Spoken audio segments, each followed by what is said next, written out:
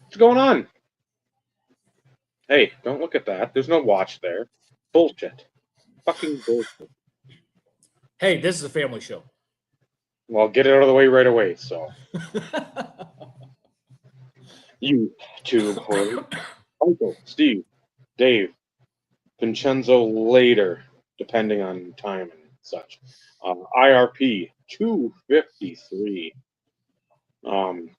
First off, for anything else, happy Veterans Day. Thank you to all those who have served. We salute you. Yes. Cheers. I'm trying to think in the community. You got Card Cutter, AF Cop. You've got Connor, Matt, USMC 86. Army ATC 22. Correct. Still have to say. I'm sure there's more, and that's the problem where we know of our guys back then. Correct. I'm sure there are a ton of others. I think Baseball Collector, he's a veteran, if you ask him. Well, maybe our guest will know for sure. Yes, he will. And I'm sure everybody's going, wait a minute. We said the name and then brought up about a guest, and then they're probably going, oh dear Lord. Yeah, Marvin? Is he in there? No, he Marvin? says has the list. Oh, the list. Yeah, Yeah, but Ty. Well, I got a Ty. dollar icon on above. Ty's a veteran. Tyrone, yeah. Yeah, but Ty, no offense. That list has probably expanded because Starvin Marvin hadn't been around for quite some time. Just FYI. Well, I shouldn't have said FYI. Like everybody knows he's not. But okay. That's beside the point.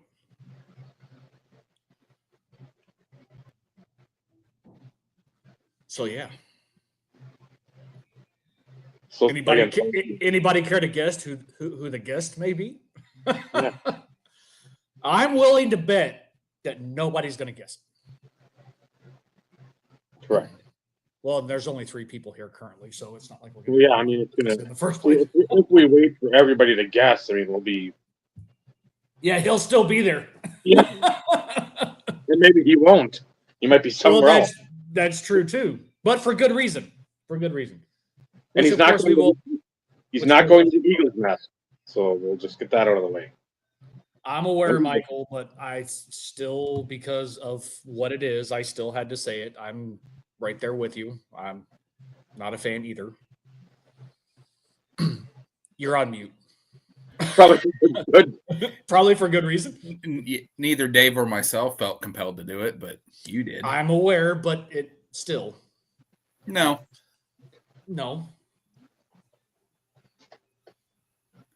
I'm a military brat, so am I. He's a piece of shit, but it is what it is. Camouflage dildo. So, anyways, with that said, I guess I'm going to pull a Dave. Making his IRP debut.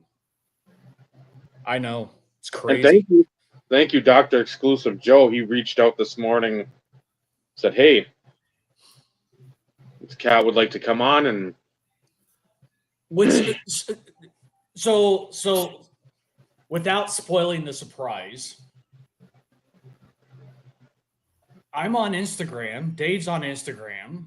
You could have reached out to us, by the way, unless you don't have Instagram. But I got his number now, so I will pass that along to you. So it's even better. So, making his IRP debut.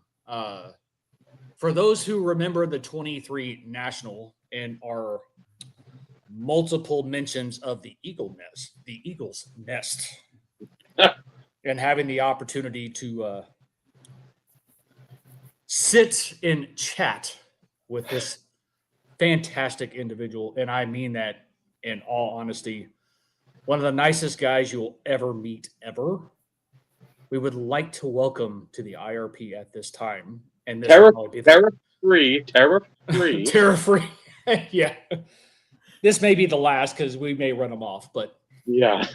welcome to the show, Mr. Canadian Cards. Mike. What is happening? What's going It's on, a my friend? pleasure to be on, making my debut, my television debut on the IRP. You say that now, but remember, we always say this. Your credibility may drop like way down. Boys, I don't need any help with that. I can do that all by me. You said there's 3 people watching. I bet there's 1 now. No, there's now 8. We knew eventually it would ramp up. So, and if you were crazy enough to tell anybody you were going to be here, maybe there'll be a few more. Who did I tell? Oh, I was talking to Garrett today. Yeah, I was talking to Garrett. He was coming home from a course, and he wanted to ask me how Expo was. So, yeah, kind of give him a little rundown of that, and told him I was on tonight. And yeah, he's the only one. So if he's tuning in, great. If not, we'll screw him. Well, this is not a name we haven't seen in a while. So good to see you, Victor. Yeah, Been a what's up, while. Victor? I actually asked last week, Garrett. I texted him and said, "Hey, you want to come on next week?" Like in Veterans Day, another one that has expressed interest, at least in person, when we were at this thing, to come on, and said something about working nights. And I'm like, well, whatever. Again, that sucks because Yeah. But we've said it for pretty much anyone. If you want to come on, somehow get a hold of us. And that's the thing. And that's We're something super that flexible with this stuff. This isn't like, oh, there's shill bidding. We need to talk about that for 2. No, I don't fucking care. If you don't know that shill bidding has been going on since the advent of eBay, Yahoo Auctions, Bidville, you're stupid. Sorry. Yeah, you're And a little bit late to the party. Yeah. The only irony I found out about is, so I was at the expo Thursday for first day, 4 till 8 set up, and it's my first time in 33 years setting up there. Last time I set up there was 1992. Half of my life has expunged since I was last there. I'm 60 now. I was 27 the last time I was set up, but I ran into Carlos. He came over and visited, and I said, I seen something about something, what's going on? And he kind of filled me in. And I guess the ironic part about the shill bidding, I guess, who is this guy? Ryan Patrick or Patrick Ryan, or what's his name and who is he? I don't know him. So the P Ryan collection is his handle on Instagram. Okay. He is. I don't know him in the sense of what a lot of people may know him as. I wouldn't consider him an influencer. However, he's got a pretty hefty collection when it comes to monetary. Yeah. Well, So, and Carlos kind of alluded to that in the sense that, not a collector per se like you, I, and others, but more, I've got money and I'm going to throw it at this. And so the credibility isn't because he's been in the hobby, it's because he's got money, which, I mean, if anyone wants to do that, they can, that have money, right? I'll just throw all this cash at this hobby and look at me. Look what I got. well, Some people most people can see through that kind of shit, though. He's probably been around as long as we have, though, too, if not longer. I mean, he's an older guy. Right. He's got to be in his late 40s, 50s. Yeah. Right. So he's been around. I will say been around the hobby for some time. Now, Okay. what that Fair means, as far as like how he started, that's neither here nor there. You guys should bring him on next week. I think that's a hard pass. Yeah. It's one of those in which, and here's the funny thing though, Mike, and for those of us who really have been around for longer than Mm-hmm. 10 years, I'll say 10 Yeah. years. So go back to 2015, Mhm. round numbers here. We all are aware, like this is not anything new. It's not front page news. This Right. shit has been ongoing forever and a day. We've talked about it multiple times about the same cards changing hands and so on multiple occasions. It's like, this is not new. Yeah. And I know. And the fact that what really like exploded this as a topic of conversation is because you've got Dr. James Beckett talking about it in a little bit more detail. And it's like, oh dear Lord, like the hobby is crumbling because, Yeah. previous, pillar is talking about shill bidding. And it's like, guys, if you don't think that any of these significant individuals in this space have never done it, then I'm sorry, you're sadly mistaken. Yeah. Well, with Beckett, it was defensive bidding, wasn't it? Offensive, Yeah, they called it different things. offensive and defensive. Yeah. Defensive in a sense of trying to maintain basically the value, but with all intent of pain. Yeah, making sure no scrub got a high dollar card for the download. Correct. Yeah. Correct. Do you remember? And this is something I remember us talking about, I think 2 years ago, maybe 3. Hmm. Jeremy Lee on specific cards said, yeah. I don't necessarily want it, but I'm not going to let somebody else get it for a price that I would pay for it, and I'm not afraid to get a new high on a bid, even if I want the card. Oh yeah. So I mean, you're building up your portfolio. Yes, it's a nice card, but you're jumping when it doesn't need to be jumped. And again, I get where, for me, Josh Johnson, I'm stupid. Yeah. I've said it 15 years. I'm dumb. I buy the stupidest players at the dumbest prices. It's There you dumb. go. But Baz adds a little bit more context. Yeah. If anybody knows anything about Collect, like I couldn't even tell you what it is. But ESPN. But yeah, it's like you've heard people say this prior. People know this. People have PM'd other people, messaged, hey, my whatever's not going for as much as I really think it should be going for. You want to, so-and-so's got a max of 350. You want to it's bump at 138 right now. You want to bump it up to like 320, 315. Right. This isn't fucking breaking news. No. That people are this like wound up and like fucking out of shape and like flabbergasted, clutching their pearls, going to the confessional and like just like crying and weeping. Like, where have you been? Yeah. We've been, the term Shilstein has been around for 15 years. Yeah. Correct. And we knew all the way back, Big Boyd was one of the worst. Evolution. They were very blatant about it. They had a team of employees that worked for them that was their whole job, was to shill the stuff they had consigned. Yeah. Yeah. Big Boyd had a really bad reputation before I feel like any of the other bigger ones did as well. Oh yeah. Then when you had Evolution Sports Marketing was another one. They were massive. I want to ask a question to you guys, because I'm curious about one thing that I've thought about, is that Yeah, you can shill bid it all you want on Ricky's site.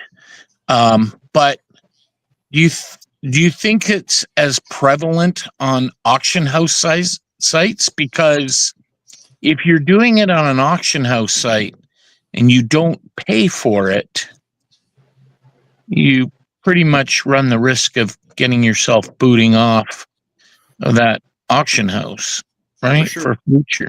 So I'm just wondering, like, you know what I'm saying? Like, is it, unless someone has like a burner account for shilling, which probably is something they do. I think a lot of those big auction houses, the really big ones, you have to have all your financial information preloaded before you can even bid. Correct. You have to be Right. approved. So it's not that they're worried about getting booted off or not paying. They're going to pay. They're Right. just going to bid it up to a certain amount to where they're fine buying it back. Right. Right. Or it's having also- their friends, you know, bid it, win it, and then give them the money. Right. Yeah. Right. So that, yeah, I guess the bidders are vetted through the auction houses in the sense. Yeah, that's true. I never thought about that, but Well, and it also depends on what's stated in kind of like the quote, I'll call it the terms and conditions. It's probably not the same use of the term from an auction house perspective. However, in order to prevent bad publicity and the possibility of fraud, that type of stuff, you would think that the vast majority of them would have something notated that if any sign of wrongdoing is found, i.e. shill bidding, that like all rights and privileges, like they're stripped, they can no longer be a part of it, like they're screwed.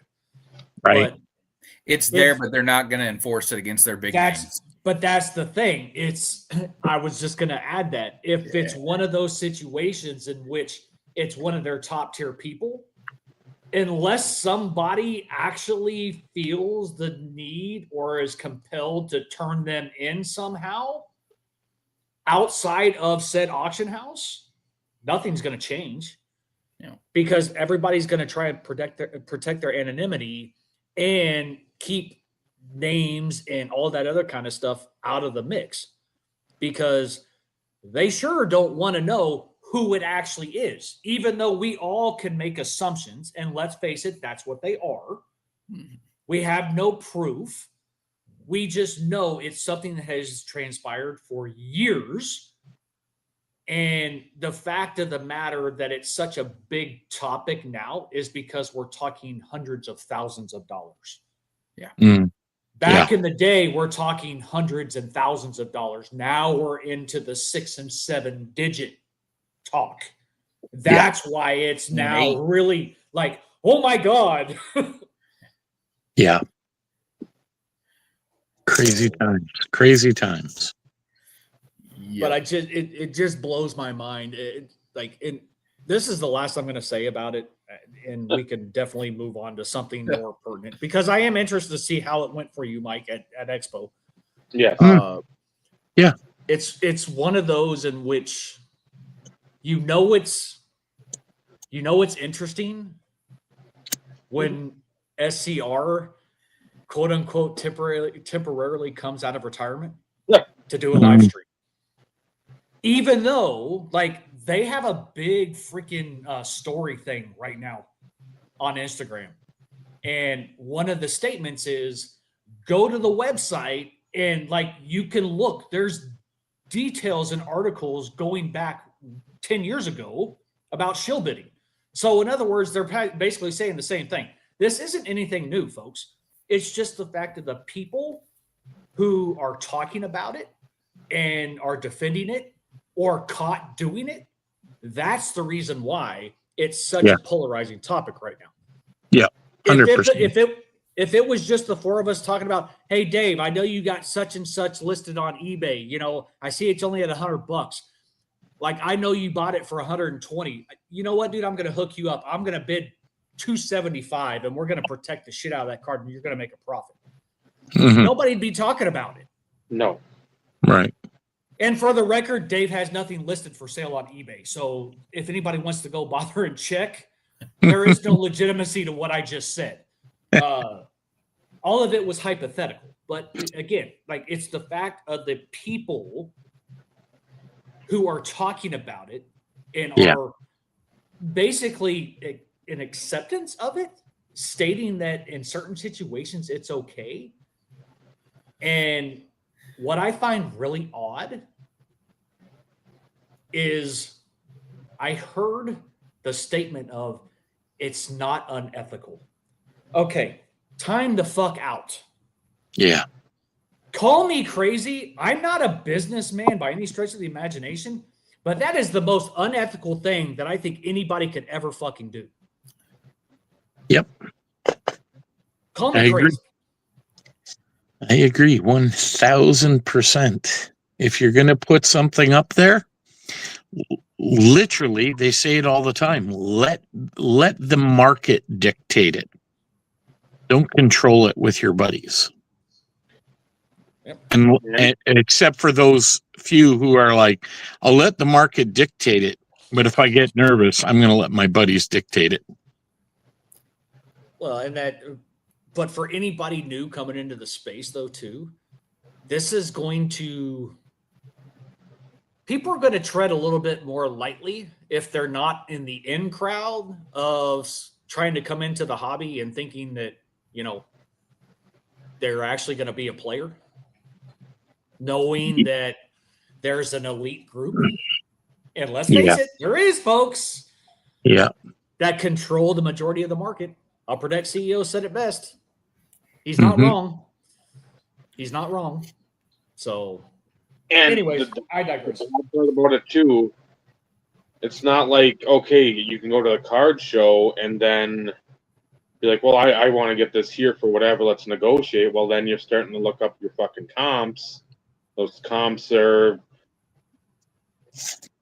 populated within actual sales. Then it's a market that isn't, I don't want to say black and white, but now you've got like garbage and it's polluted. It's a polluted market with unethical, unfair, not realistic comps because of bullshit. Mm-hmm. So it doesn't just affect, okay, it's just eBay, it's just whatever platforms. It's when you fucking go to the card show and try to make a deal with a card dealer at the card show, like Mike, who just came off, like he just said, 32 years since his last setting up at the expo. How'd that go, Mike? It was, it was, as a 60-year-old, it was quite tiring. I'll tell you that. I've been doing, one-day shows here and there, probably for the last couple of years. Got back into doing them. It was a grind, I'll tell you that. I mean, not just exhausting, because I live in Hamilton, which is about 45 minutes south of Toronto, or Mississauga, where it was. So, and I decided, well, I could stay in a hotel and spend $1,000, but that's going to cut into profits that I'm trying to obtain to buy other items. And it already cost me $1,000 to set up the show. So I decided to commute back and forth, and yeah, it was tiring. I was getting home at about 9:30, 10 o'clock, and the alarm was set for 5:30 every morning. So it was, sometimes you get home and, I had good days and I had mediocre days, and I'm thinking to myself, I should bring this tomorrow because a couple of people asked me for that. And so you kind of bring more inventory each day. And then you realize you better start bringing stuff home too each day, because then all of a sudden you don't have room for it all. So that was a challenge, but overall the experience was fantastic. I found it to be the public was pretty good to work with. The one thing that I found is, I heard this quite a bit. Oh, that's a great Nolan Ryan card. I price everything. I'm not one of those guys that, how much is that? Well, let me look it up now. I've got no time to be doing that. Here's the price. I priced everything to save that time and get to the true negotiation. But I always found that someone would come up and look, hey, how much is for that Nolan Ryan? Or what's your best price on that Nolan Ryan? And I would say, well, it's on there. And they're like, whoa. What's the sticker say? Yeah, surely you have some room. And I'd say, well, what's your best price? And then they look at me and I go, that's how the negotiation's going to go. You tell me where you're at, and maybe we can meet somewhere where we're both happy. I'm not going to negotiate with myself. If I've got a card that's $400 and I tell you $300 because I want to get out from under it, and you were willing to pay $350, like it's asinine. So I had to explain that to several people who kind of almost like a light bulb went off, like, oh yeah, I guess that makes sense. I'm just not. But for the most part, I think the crowd was very educated. They knew what they wanted. I had a Lemieux rookie card out there that one guy came and looked at 3 different times and would not budge from his price. And we were only $25 apart. And I said, I'm going to hold. And then someone came along and said, would you take X amount for that Lemieux? And that was the price I was holding at. I said, yes, I would. I'll take it. Boom. And then the guy came back a 4th time. All right, I'll take it. Sorry, it's gone. That kind of gives you a little bit, as a dealer, it kind of gives you the gratification that, look, I already gave it to you at a good price. I'm willing to hold, I'll keep it. It's not like Mario Lemieux's a scrub, so I'll just hang on to it and someone will eventually buy it. And if not, that's okay too. I'm not here to give things away. I want to make some money. I'm 1,000 into it, plus my gas back and forth. I want to buy things too. And that's how I supplement my hobby by, my wife's been very good about this, where I told her I wanted to start doing shows again. And I said, it won't cost us a dime. Everything I buy will be self-funded by moving bits of my collection. And she's like, hey, knock yourself out. So it was good. It was good. It was really good, but long. I got home Sunday night. Sunday was a different story because we had our first snowstorm of the year. So, I had to make 2 trips out to the vehicle. The first one with all my showcases and stuff and extra tables and loaded them in. And then my second one, some of the guys, because we had 3 or 4 booths together where we all kind of kept an eye on each other. And they watched all my tubs, and I said, I'm going to move this out and come back for trip 2. And nobody had plowed the back parking lot, like trying to push a dolly with all your shit through slush. And that would be my only complaint. And of course it's the last day when you're like, okay, it's over. And they don't let you pack up early, because if you pack up early, you're not welcome back the following year or the following in the spring. So, yeah, they do not.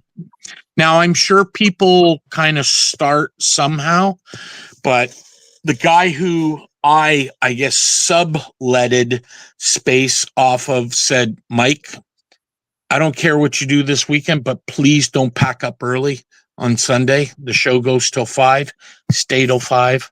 and at 5 start packing up. Some of the stuff underneath if you want to get ready and prepare, but leave your showcases full until 5 o'clock. And that's what I did. And 5 o'clock was the earliest finish of the 4 days, so not a big deal. But then, snowstorm. So it was a late night by the time I offloaded and got to bed. I was well exhausted. So, but a great experience overall.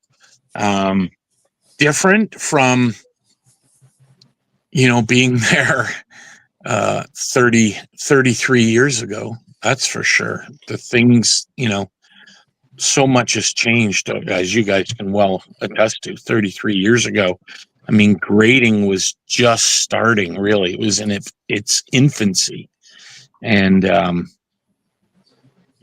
lot, for the most part, though, a lot of educated people. Packed.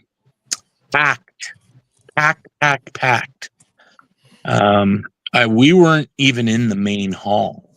We were in the second hall, which was also set up as the autograph pavilion, where the aisleways were a lot bigger there. And a lot of people came in and said, oh, you can actually get to tables and booths here.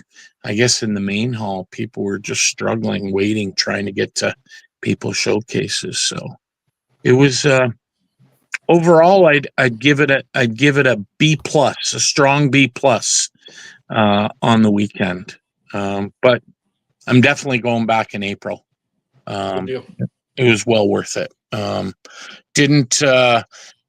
wish I could spend as the show was going, but we didn't. There was 3 of us in the booth, and we didn't really want to. I didn't want to leave my stuff too long. I'd be like, hey, I'm just gonna go use the washroom, or hey, I'm going to grab something to eat. You guys need anything? I'll be right back. Didn't really want to leave guys alone with my stuff, because if you're not there, you could miss out on a sale, and it happened to me one time. Some guy was after my WA rookie card, and he said, yeah, he's going to come back, and he never came back. So it's, you got to be around. So, right. But you don't want somebody to sell your $1,800 card for exactly $80. Yeah, exactly. I just kind of, and I mean, the guys were good. I'd say it about the other guy, hey, he's going to be back in 5 minutes. He just went to the washroom. Just be patient. Sometimes guys aren't patient. They're like, yeah, I want to get moving, right? I'll circle back, but then they never do, Right. So they find something else to spend their money on, and say la vie, they go. So, but it was quite the experience. It was so profitable for you. Absolutely. Yeah, absolutely. Did very well. Was quite happy. I set a couple of goals where I wanted to.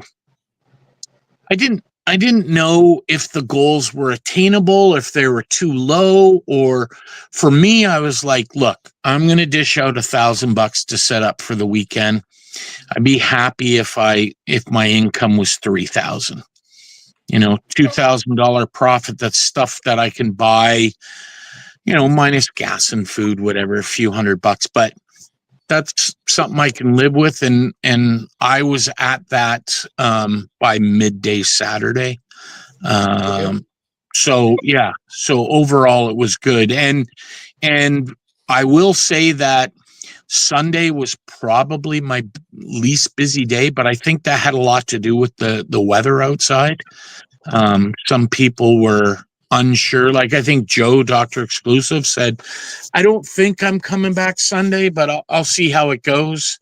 And then, of course, the storm hit. So he was probably like, no, screw that. I'm not driving that far for that. I've got all I've got. And I did have a good opportunity to see some of the pickups Joe made. And let me tell you, that lad did well. Well, he sent us some stuff from like Ship by Cards that he had sitting. Yeah. But I don't. Dave, correct me if I'm wrong. I don't think he sent us anything actually from the show, really. I think most of what he sent us was ship my cards. There might have been one or two things, and same with Paul. I know he had a lot of the ship my card stuff too. They both. Yeah, they were both there at the beginning, and yeah, Joe made. I won't spoil it in case. Well, I know he doesn't do videos, but in case he wants to share it with you, maybe he's on here. He picked up one card, and I was baffled at the price he paid for it. It is just beautiful, and it's from the 30s, a hockey card. Wow. And I was like, that's what you paid for it? And he's like, no, I actually got it cheaper than that. I negotiated down. I said, come on. I said, I'll give you a sticker for it right now. You make a cool $25. He's like, I'm good. Yeah, Joe did really good. He had some really nice pickups. I mean, you've seen the ship my card stuff. There's some cool pieces there, but there was one card in particular that he showed me that it was kind of a jaw dropper for me. I was like, wow. It's so out of curiosity, so like from a YouTube / Instagram perspective, so we know you saw Joe. We know Paul stopped by because he just said your booth was awesome. Yeah. Carlos, we know for sure. I'm assuming you ran into Eric at some point because Eric actually bought off me. Did he? Yeah, Eric's actually. So interesting story. The first customer I had that day. I don't know how he got in on the Thursday so early because VIP allowed you. I thought you got in an hour early, and the show started at 4. So I imagine VIPs were coming in at 3. And this guy showed up at about 10 or 11. He just got off a flight from Thunder Bay, a little north of you there, Dave. Maybe northeast. Yeah. And he said to me, because I've got a lot of in-person stuff signed. He said, "You have any 71, 72 O-Pee-Chee signed?" And I said, "Yeah, I have quite a few." So he went through them, and he was my first customer of the day. And I thought, "You're putting that set together signed?" And he's like, "Yeah." I said, "That is one hell of a venture." Like, I said, like, "Are you having trouble with any?" He said, "Well, yeah." He said, one guy has the Tim Horton card, but he wants 15,000 because it's a Pop 2 or something like that. Or, so, and there's a lot of deceased guys in that set that he's having trouble with. But Eric came by I think he came by on Friday. He came by with Joe and Paul, and he's putting together the 1969-70 O-Pee-Chee, which is, if you're not familiar, is this set. 69 set signed. And I was like, "What?" And he's like, "Yeah." And he's like, "I've only got about 50 cards left." I'm like, "You've got to be kidding me." I think that's what he told me, 50 cards left. But Eric bought some stuff, and yeah. Hey.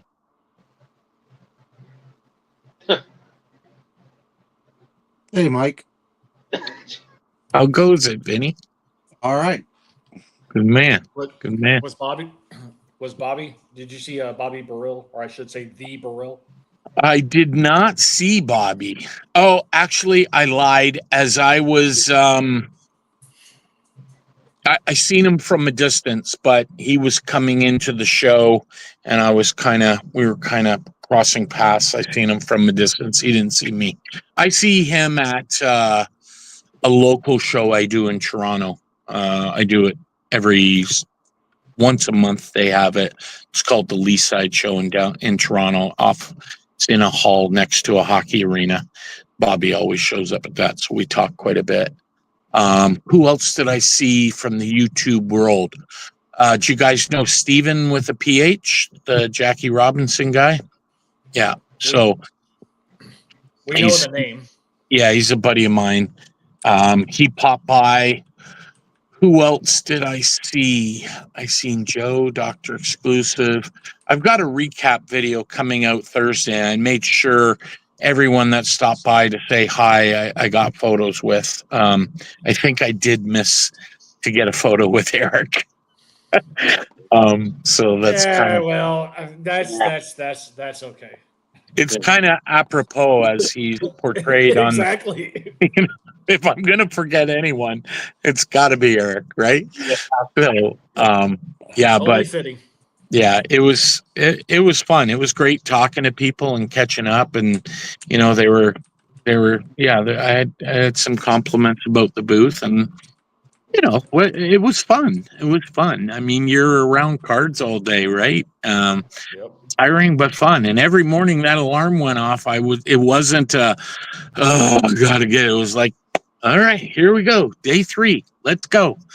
You know, out the door running, grab a coffee, and let's go to Mississauga.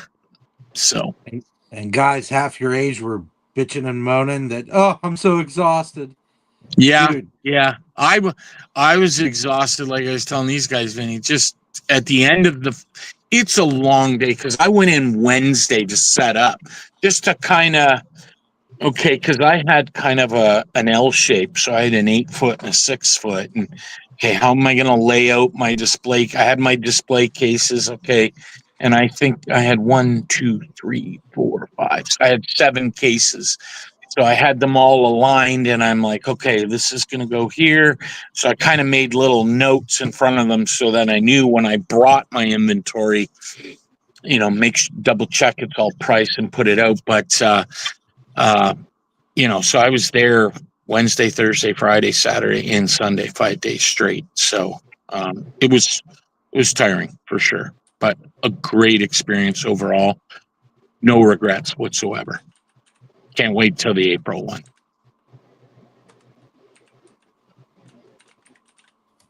Love to hear it. Love to hear it.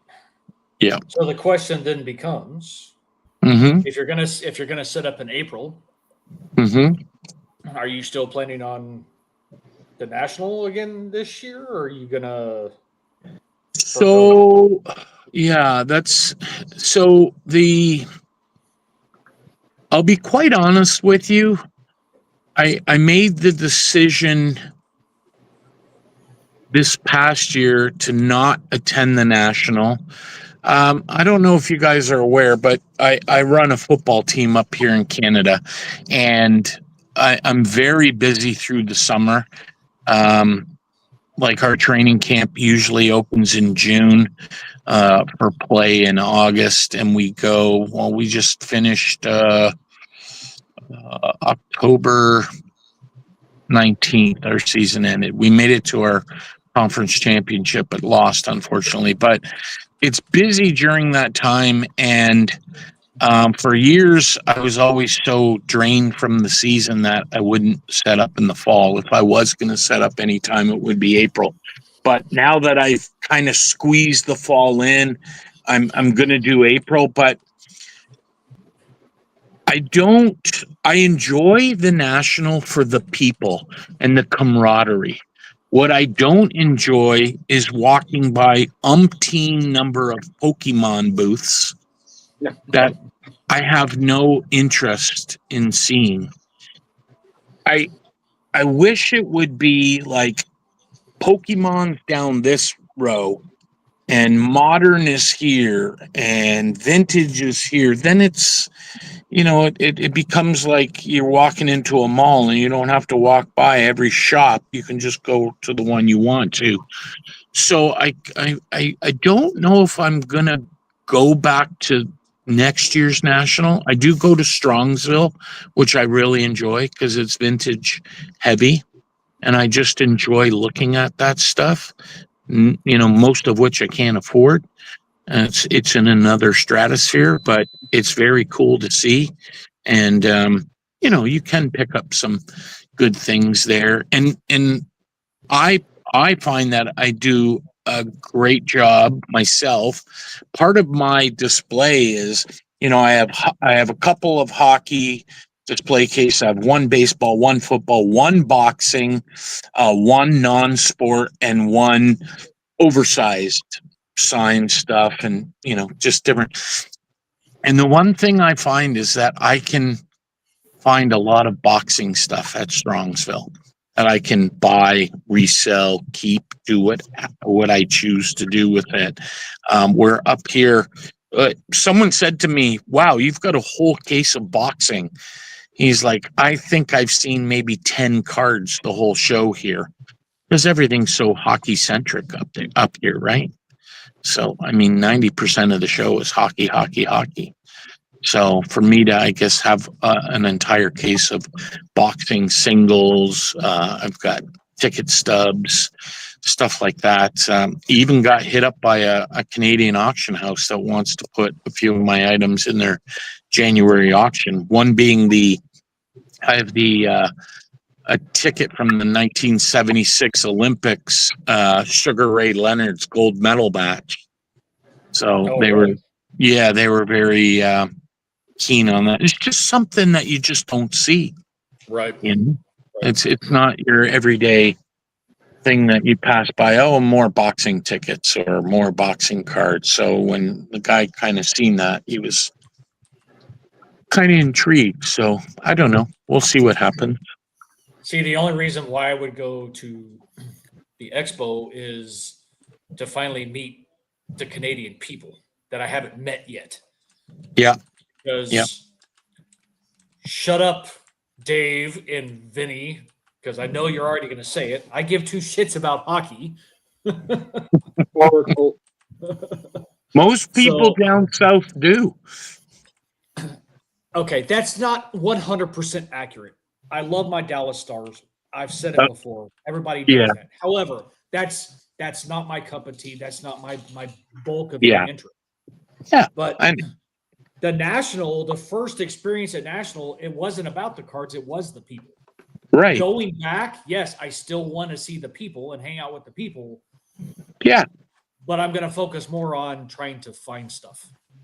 Well, I've always found that it's, I used to hear people say this when they talk about the National and, make sure you wear comfortable shoes and blah, blah, blah, blah, blah.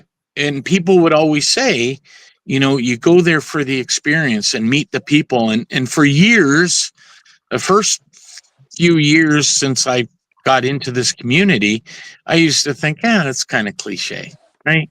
But now more than ever, I feel, no, that is the reason. It's the hobby is what brings people together, and it's the bullshitting and the ball busting and having a good time and connecting with people and getting to know them on a more personal level than going, hey, like here's this 71 card. Like when you guys were in the what do you guys call it? The Eagle's Nest. The Eagle's Nest, yeah. Come on up to the penthouse and let's shoot the shit. There's times in which Dave, myself, and Vinny talk about it, where it's like that was probably one of our fondest memories is just sitting there, right, shooting the shit, and like we would talk about this, and then all of a sudden we'd like talk about this, and then we kind of go over here and talk about this, and did we talk about cards and individuals within the community here and there? Absolutely, because again, that's what brings us together.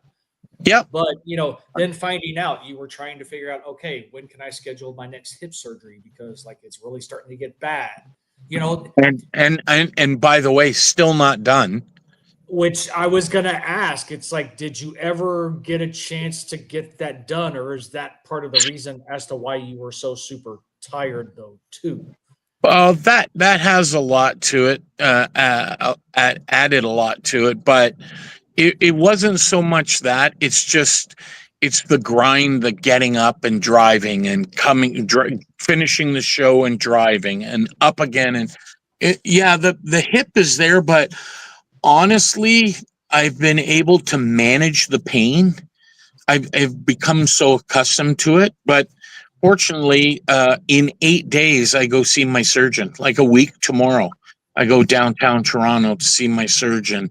and God willing, she's going to give me a date, because if she does, she's always told me, when you get your date, it'll be within 2 weeks of me assigning that date. So I'm hoping by the beginning of December, they put me under and get this done, because, you know, I feel by the end of January, I'll be raring to go and on the mend. And, you know, there's a lot of things my wife and I want to do and travel. Like, she's like, her heritage is Scottish, and she wants to go back to Scotland, and I want to go with her, but I don't want to go if I'm going to just be a burden where I'm just hobbling along. I want to be able to keep up, and, hey, we're doing this for the day, and we're walking here, and we're doing, you know, I don't want to have to, like, hey, I need a break because my hip's killing me. I don't want to do that. So, yeah, so that's what's going on with that. The hip, November 19th. That's the day. A week tomorrow. I'm glad I brought it up, because Yeah. you know, it's and let's face it, like, a lot of us don't talk too much personal stuff on our videos, because let's face it, like, our videos are and yes, I'm saying videos, I do not use the C word. It's about really what we're here for from a community perspective. People want to see stuff. Yep. Although, yes, there's a lot of people that care about us as individuals. They want to know what's going on in our life. On occasion, we bring stuff up, but For sure. for more in-depth, more personal stuff, typically it's a phone call or a text message. Like, Absolutely. because we're all grown men, and I'm speaking for myself. You don't want anybody to think you're seeking empathy or sympathy, for that matter, for stuff going on in your world or in your life. Yeah. And although that's not why we do it because we want people to know sometimes what's going on. For sure. Yeah, I agree 100%. 100%. Well, for you, I'm hoping, because I know it was bothering you in Chicago. You mentioned it multitude of times at the one YouTube get together, and then of course when we were hanging in the Eagle's Nest, you could tell it was uncomfortable at times for you. I was hoping it wasn't going to take this long, but I'll keep my fingers crossed that hopefully sooner than later, because well, you know, you're ready.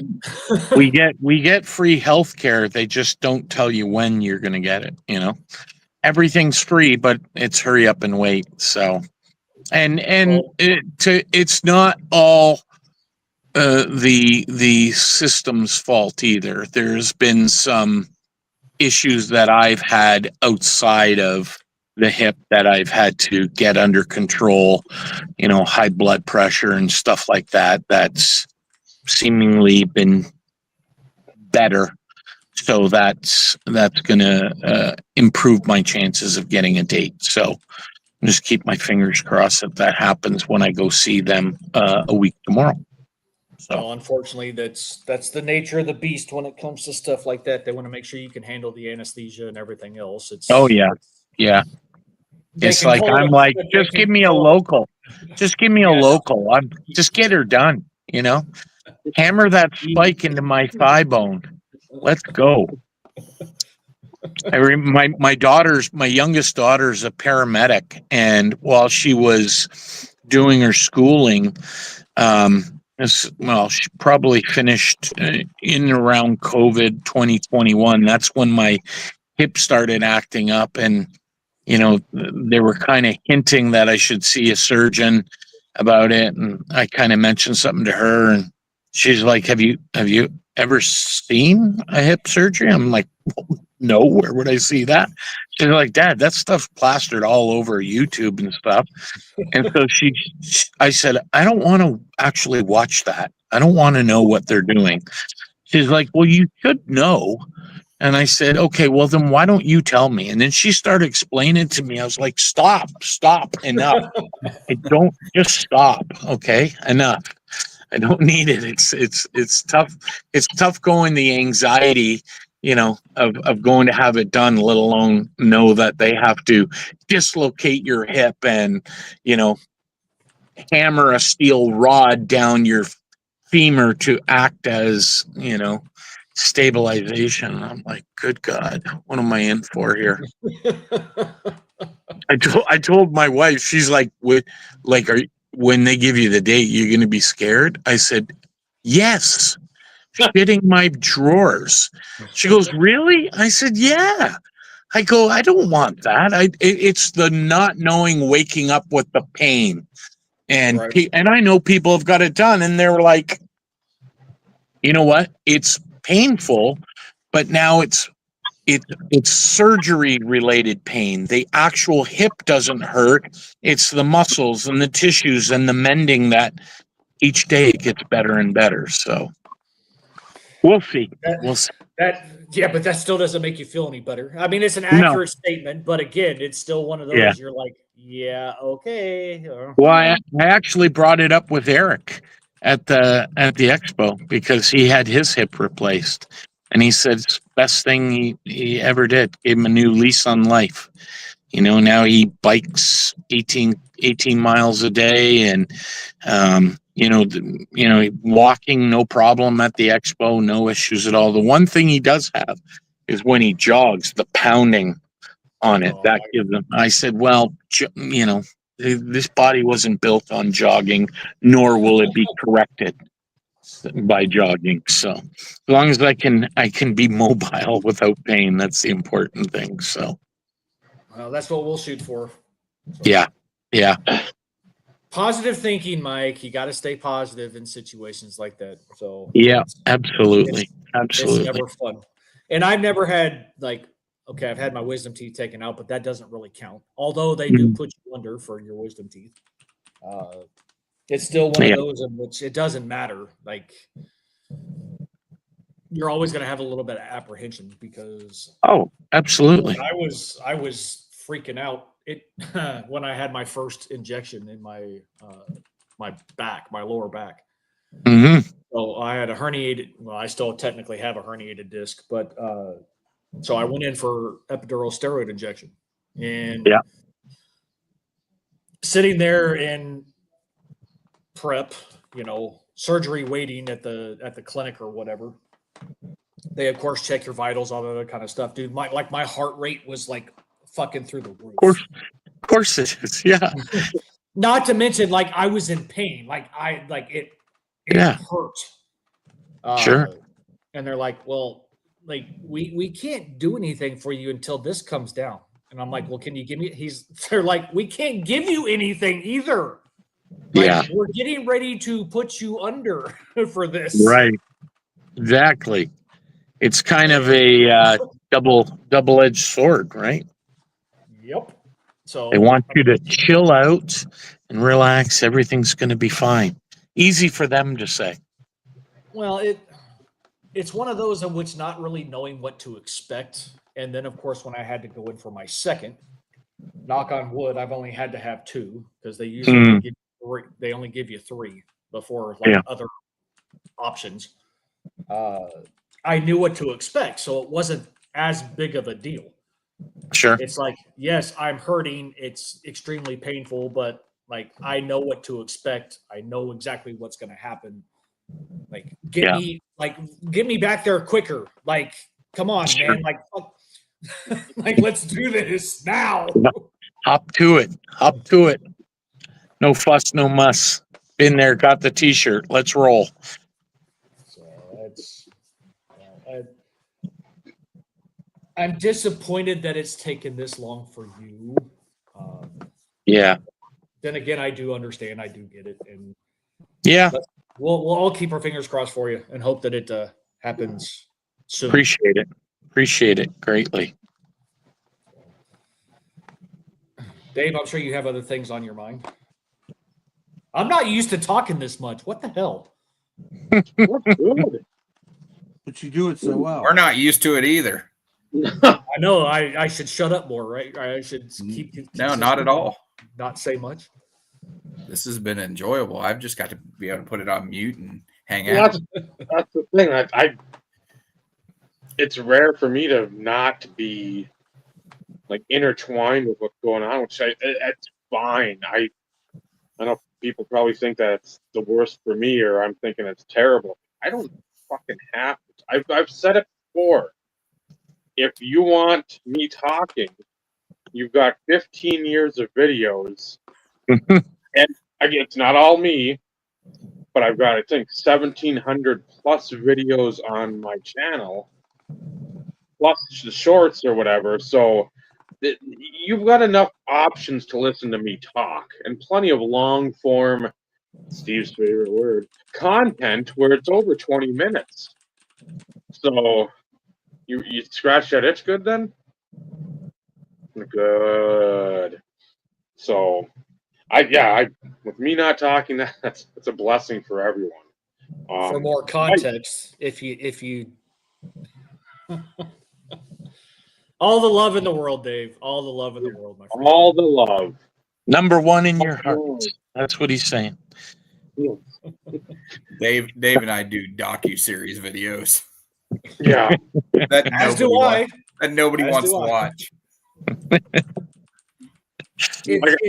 It's definitely one of those in which you need to make sure you find ample enough time to sit there and actually watch it, because yes, you can kind of pause and go do something else, but if you pause and you come back too late, it's like, what the hell did I just watch? And that's just a sign of aging. And then you've got, Vinny's got a couple videos that are an hour long that I still have on my watch later list as he's sorting and thumbing through the Lemieux collection. Yeah. And of course he's going to sit there and be like, yeah, and nobody wants to fucking watch that shit. Well, I do, but finding an hour to dedicate, that's one that you really have to split up. And that's where we get a lot of people talking about, or not a lot, but we have people saying, we'll listen to the IRP in the background as just like a radio station. Because a lot of times we're not showing you stuff. Yeah. In those videos, Vinny's showing something, Michael's showing something, Steve's showing something, I'm showing something. We're showing something, so you can't just sit there and listen like it's Paul Harvey or NPR. You have to pay attention to what's on the screen. Well, I got this Lemieux, and I like this, and it's I can't just sit there and be like, oh, I like Lemieux, and doze off, because again, that does Vinny no good, does me no good, does nobody any good when you're just sleeping. So lucky for me, I'm third generation, don't give two shits. But oh, come on now, fuck you. Not you. I mean, in general, jackass. Vinny, people want to watch. Vinny, I picked up a Lemieux at the yeah, but not that Lemieux. I picked up an autograph photo of I know that Lemieux. Denny Lemieux. Yeah. Yvonne Barrett, who played the goalie in Slapshot. Oh, I'm well aware of that. You English pig.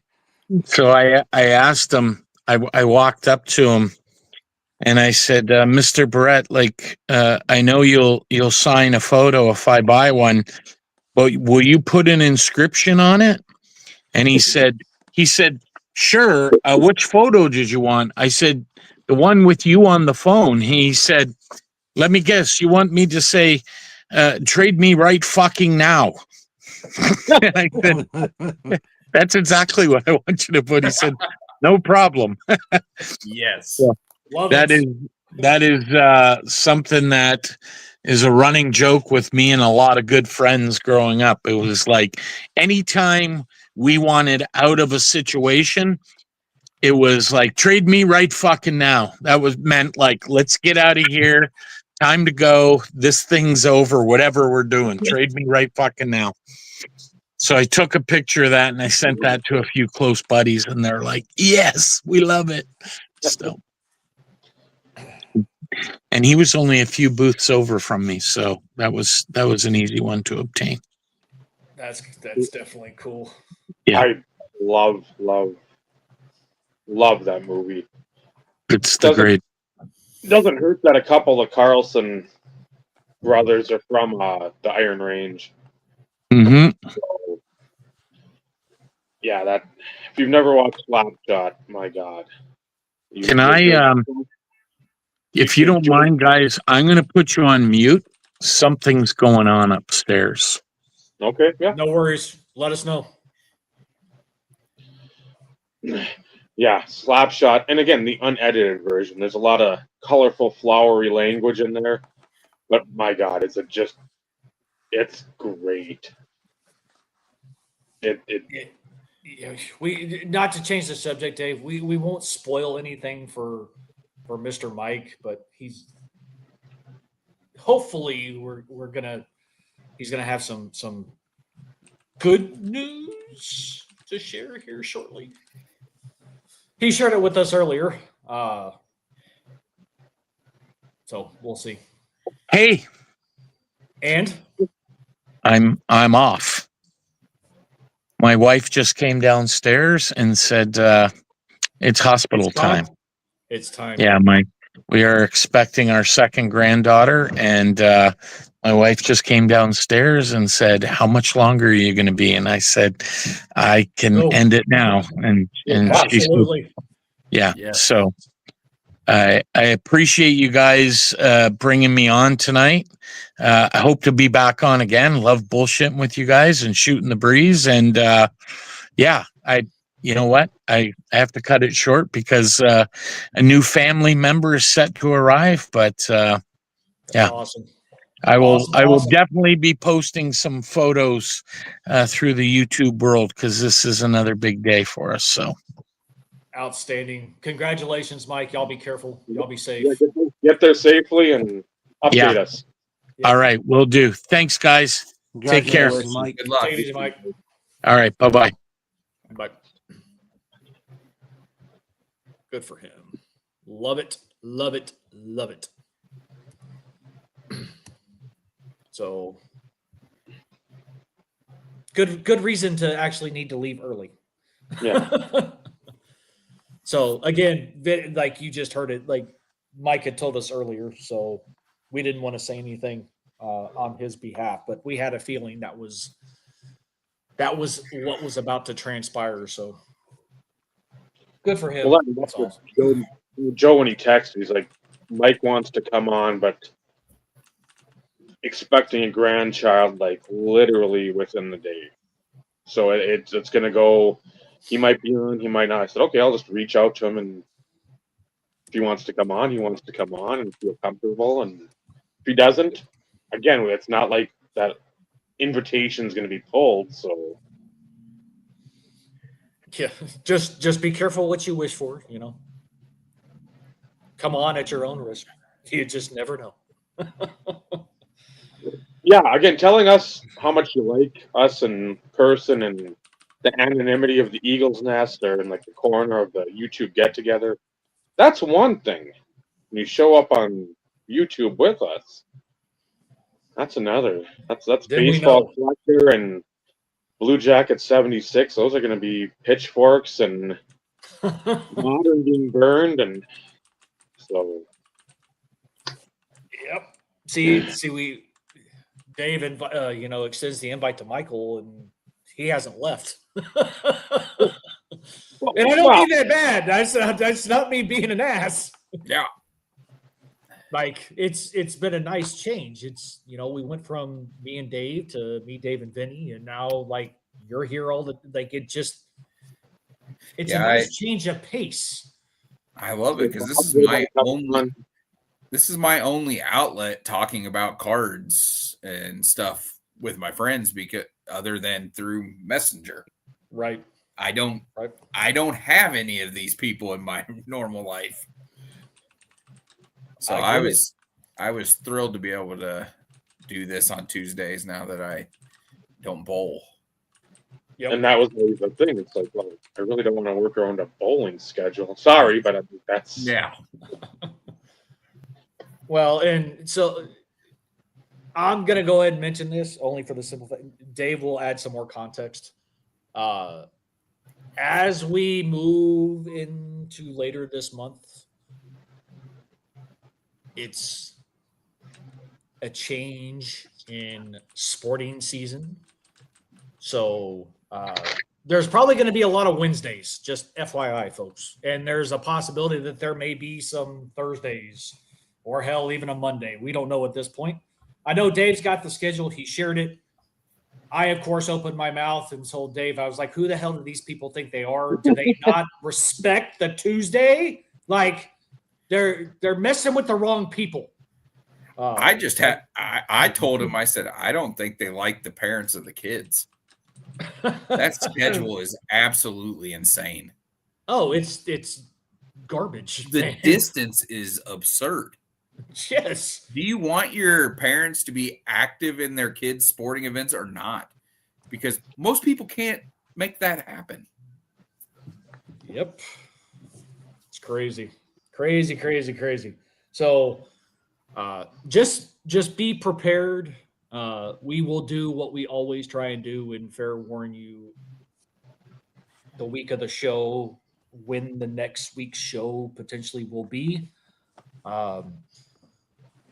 I will go ahead and say this on behalf of everybody that's here. There is the possibility, because the schedule is a little fucked. There may be a week we may take off too, because of the amount of traveling and things along. So just like keep that in mind. We always try and do our best to keep you guys in the loop proactively as best as what we can. Unfortunately, there are times in which that's not always the case. May also be a later start in certain situations. So it may not be an 8:05. It may be an 8:35. There's the possibility that Vinny and I may be starting the show, or hell, Michael and I may be starting the show and waiting for people to show up. We don't know. Yeah, because Wednesdays are real good for me. Yeah, thanks for that facetiousness there. Well, I just call them like I see them, G. Yeah, why don't you just say my schedule fucking sucks? That would be the only time you have free is when you're sleeping. Yeah. When do I do that? Well, that's what I mean.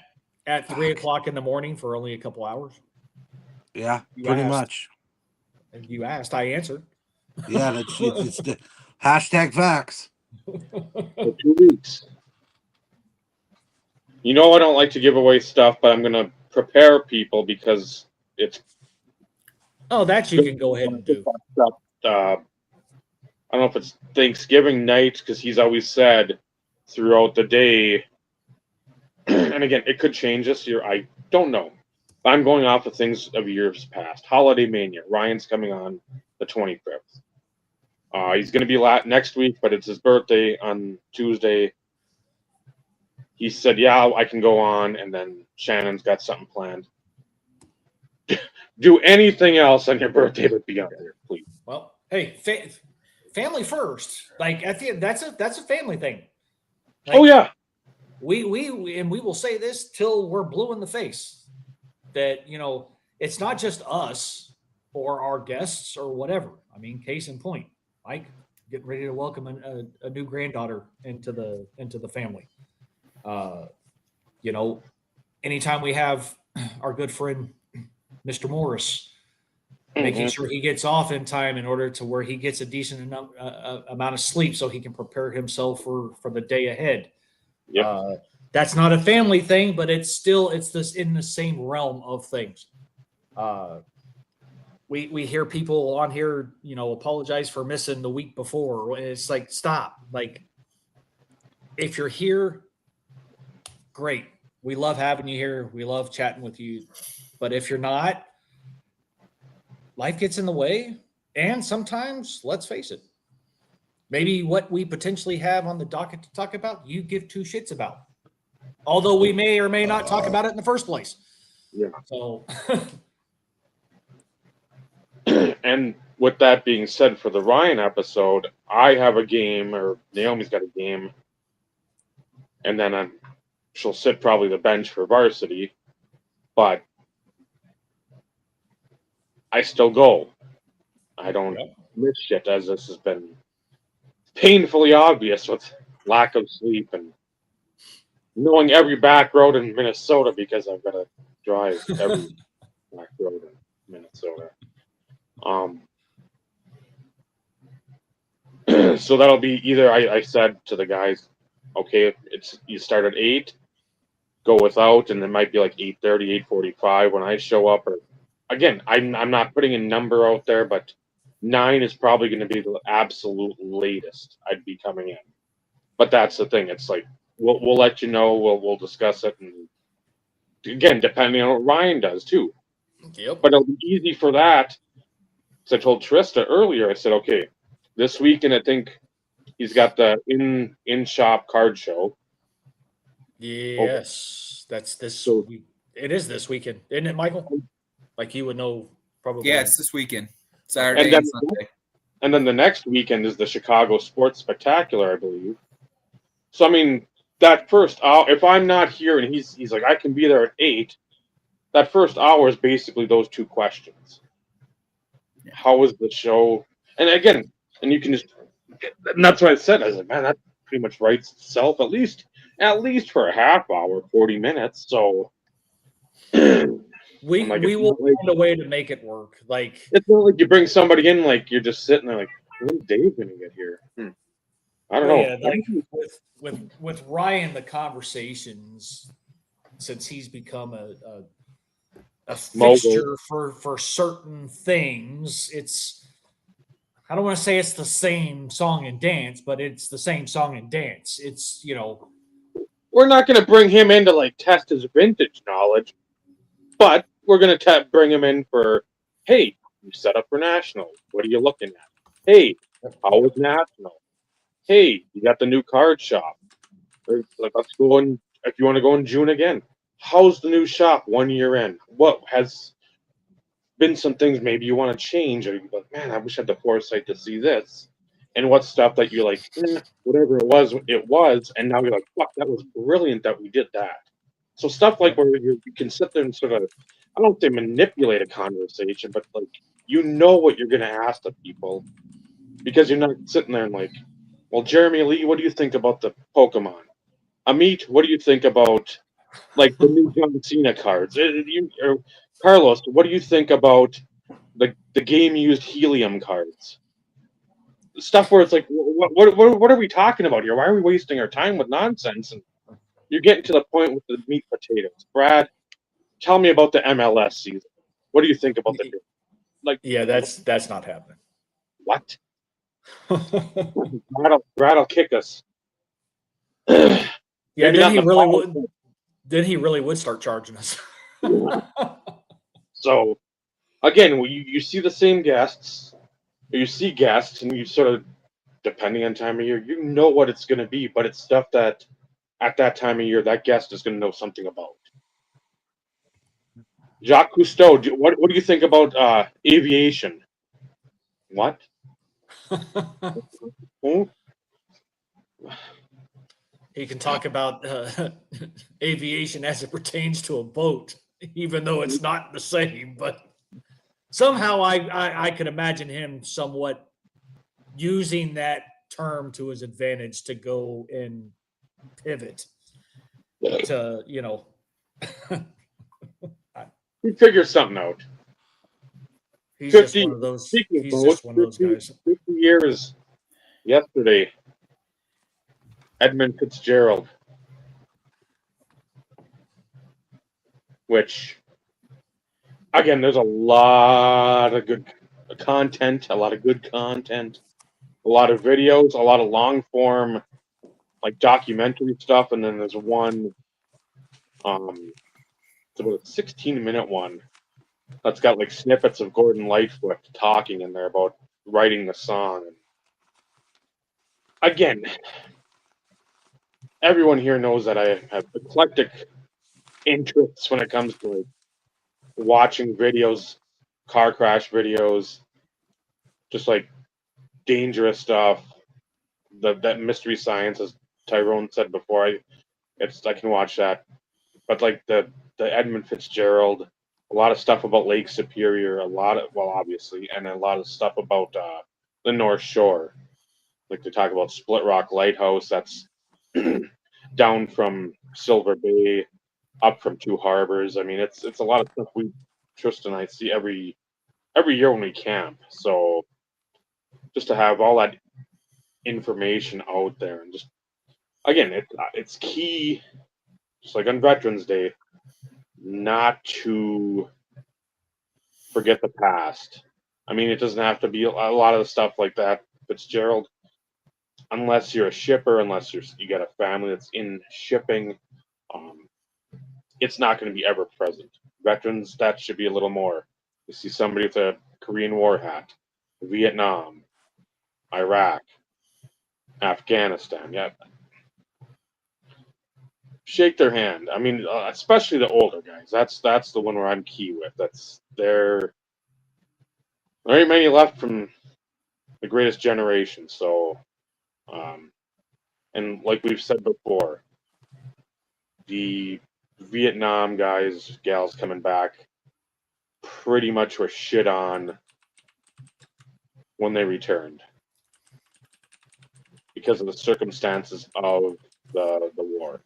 So they didn't get this pretty little return, everybody cheering, pomp, circumstance, all that. It was spit on, flicked on, derogatory comments. So yeah, anytime I see the videos like the honor flights, I'm just like, I can't watch it. Right. I watched one today with Obama popping on a plane, and I'm just like, I can't. I watched it, and what you thought would happen happened. But I mean, you saw like the veterans were just like, holy shit. Yeah. Again, and that's for them to say that to about Obama, and Obama's again, whether you like him or not politically, he is a well-spoken man who shows dignity, class, and truly is invested in the people that he's talking to or with. So yeah, it was cool. And then seeing the guys come home, and Trista's dad went out on one of those last year, maybe earlier this year, one of the two. So, and came back in Duluth and said it was emotional. I'm like, oh, I'm no sure. shit. Said I get it. I'm not downplaying like that. No shit. I'm like, yeah, I get emotional thinking about it. So I can't even imagine being there and seeing that. So again, doesn't have to be Veterans Day to thank a veteran. I do It it every doesn't- time I see him. And you'd be surprised at how much that means to them because it doesn't happen near enough as it should. And that's, to me, that, and it's me personally, but I think that's extremely sad. And there are times in which I will sometimes go out of my way. If I've see a vehicle that's got disabled vet tags, or I should say plates, and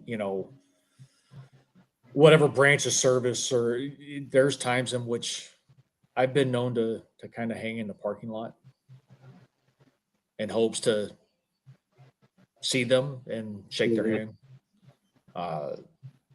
Granted, I'm not going to sit here and be like, say I wait hours. Like it's not to that extent, but especially if there's anything that I can pick up and tell it could be Vietnam related, because that's both my fathers. I go out of my way. And it's not just to thank them for their service. There's times in which I've even told them, welcome home. Because like you said, Dave, they didn't get that. And a small little gesture goes a long way to those guys. And I don't think anybody truly understands how far that goes, because I've seen it. Mm-hmm. My good friend Bill, Vietnam vet, to sit there and be out in public with him and seeing his demeanor change when he gets a handshake and a thank you for your service or a welcome home. You'd be surprised. Mhm. You'd be surprised. So, not going to tell anybody what to do, but I will. when you think about it, take an opportunity, thank a veteran. Again, not just like you said on Veterans Day, just in general. Like if you see one, and trust me, you're going to know because they're all proud and they always wear something. Like you're going to know. So, Yeah, I remember somebody, I don't know what year it would have been at the old store. I'd carried out groceries to somebody else, and I saw somebody that had like a World War II veteran on the like a bumper sticker on the truck, and I'm like, okay. yeah, there's not many of them left. And that was, I'm like, okay, let's see. And so then I saw the guy, and he was with his daughter, and made sure to carry out. And I said, hey, I just want to thank you for your service. Whatever you did to help the country get to where it's at, I'm very grateful for that. And we talked for like 10 minutes out there because he's like, I landed in the Philippines, and he started telling me the story, and I'm like, I wish I had like recorded it because I mean that Right. stuff. But I'm like, I'm already feeling, and again, this is me. When I thank you, it's not that I don't want to hear the story. It's like I feel I'm taking your time now. I just want to make sure you're known, you're recognized for what you gave for the country, what you had to deal with. So listening to that, I'm just like, that'll always be something I make sure. And if you've got any time to ever, they've got like the Vietnam, I don't want to say like museum because it's not. It's like the traveling wall, and then there's like a stuff that was like from Vietnam.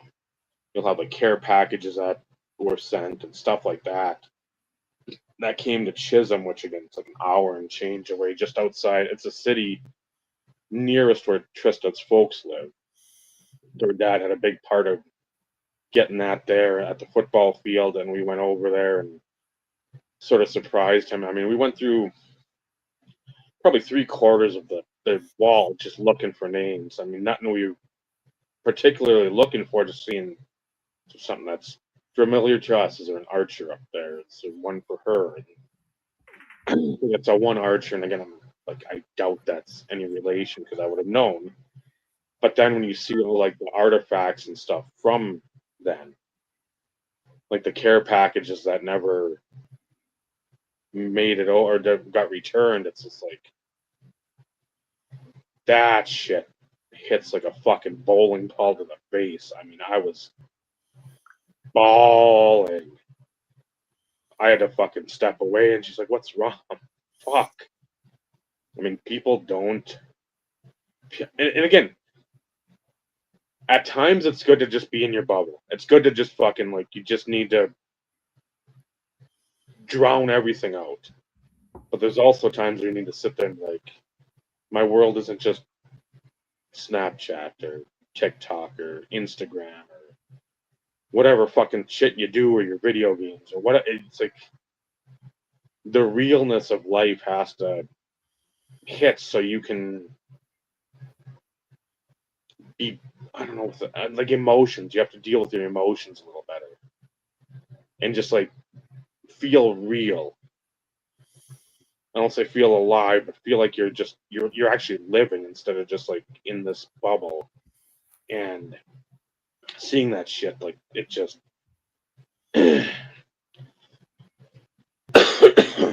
So I mean, I'm sure people are like, oh yeah, man, I really want to go to fucking the artifacts and go fucking ball there. But again, it's something where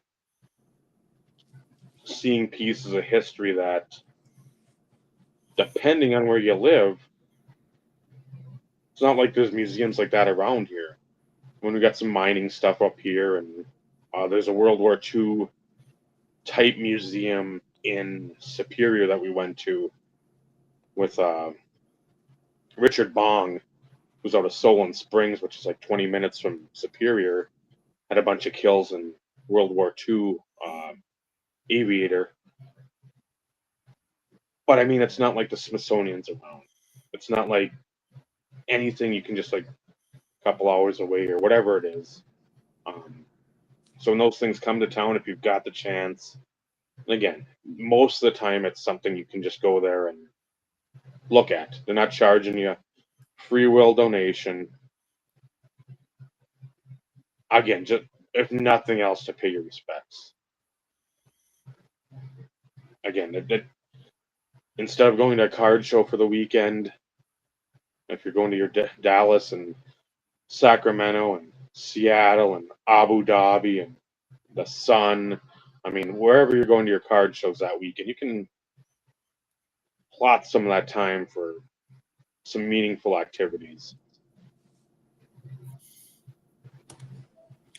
Agreed. So retract. Been to both of them.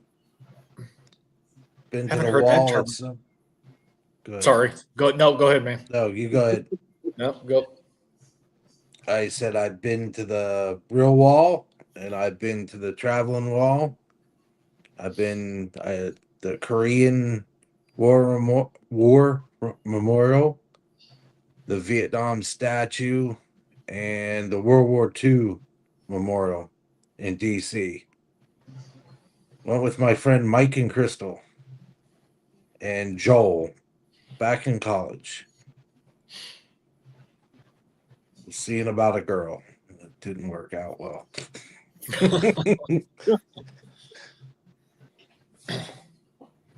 Well, can we say shit happens? I got C. Things happen for a reason. And she looked good the last 2 days. Yesterday she was pretty rusty. But it was her first day off. I mean, come on, for good reason, man. 7 weeks. I was going to say like 6 weeks, 7 weeks. Well, I mean, Ryko goes to me yesterday. He goes, I take easy on her today. First day back. Real training. I was like, all right. And he's like, Wednesday, 6:55. Start her with these, then work her back to older girls. I'm like, all right. He's like, I either kill her or make her goalie.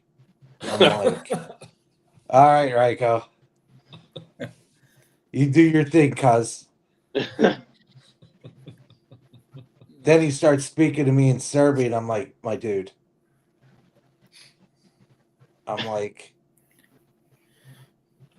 every third word, buddy. Every third word. Even though it's Uncle Vinny down there in Croatian. I thought I'd be different tonight. I noticed. Because I have Ujak Vinko, my Uncle Vince. Just because I know I'm Czech doesn't mean I can speak the language. I also had Tata Vince. That was my mom's dad. I never met him. So I know the general vernacular. The nomenclature. Come on, Vinny. You had the right Well, opportunity. we use vernacular too, nomenclature. I use that in meetings all the time because at my new job where there's a lot of quote unquote tribal knowledge as they call it. And I'm like, you need to put the vernacular and the nomenclature into everyday living. They're like, you like that word nomenclature? I'm like, well, yes, I do. You're welcome.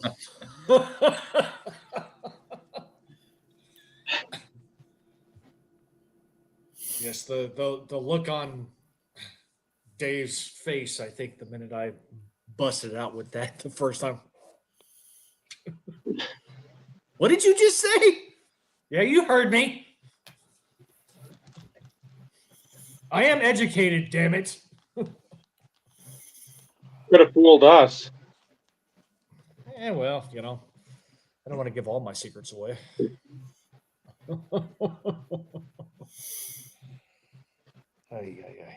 On that note, I will be right back. Maybe.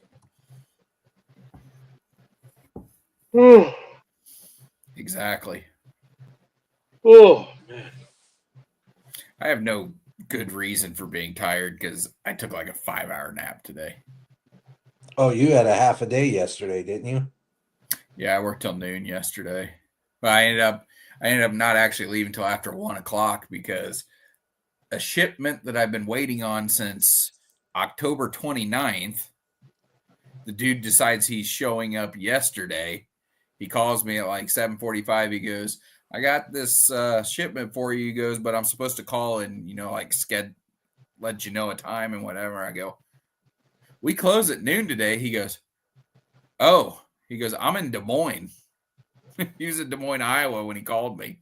I was like, well, I said, yeah, we close at noon today. I said, I'm not even sure that the commercial gate is even open today because the rest of the base was closed. But it was, and I ended up waiting around for him. He showed up just a few minutes after noon. He actually made ridiculous time coming from Des Moines, Iowa to here. I mean, he made it in the 4 hours driving an 18-wheeler. That's pretty damn impressive. So yeah, I ended up leaving about 1:30, 1:45, somewhere in there, and then had today off and ended up laying down at about noon and getting out of bed at 5.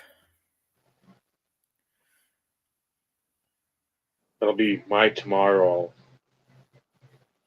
Trying to work till, I don't know, depending on what time I go in. I'm trying to push myself to 4 o'clock and then be done by at least 8.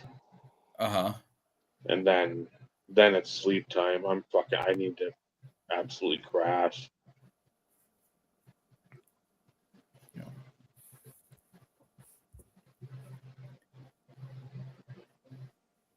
You can see my basement floor. I'm a happy boy. The good part about this, the next couple of weeks, Naomi's got the practice like right after school.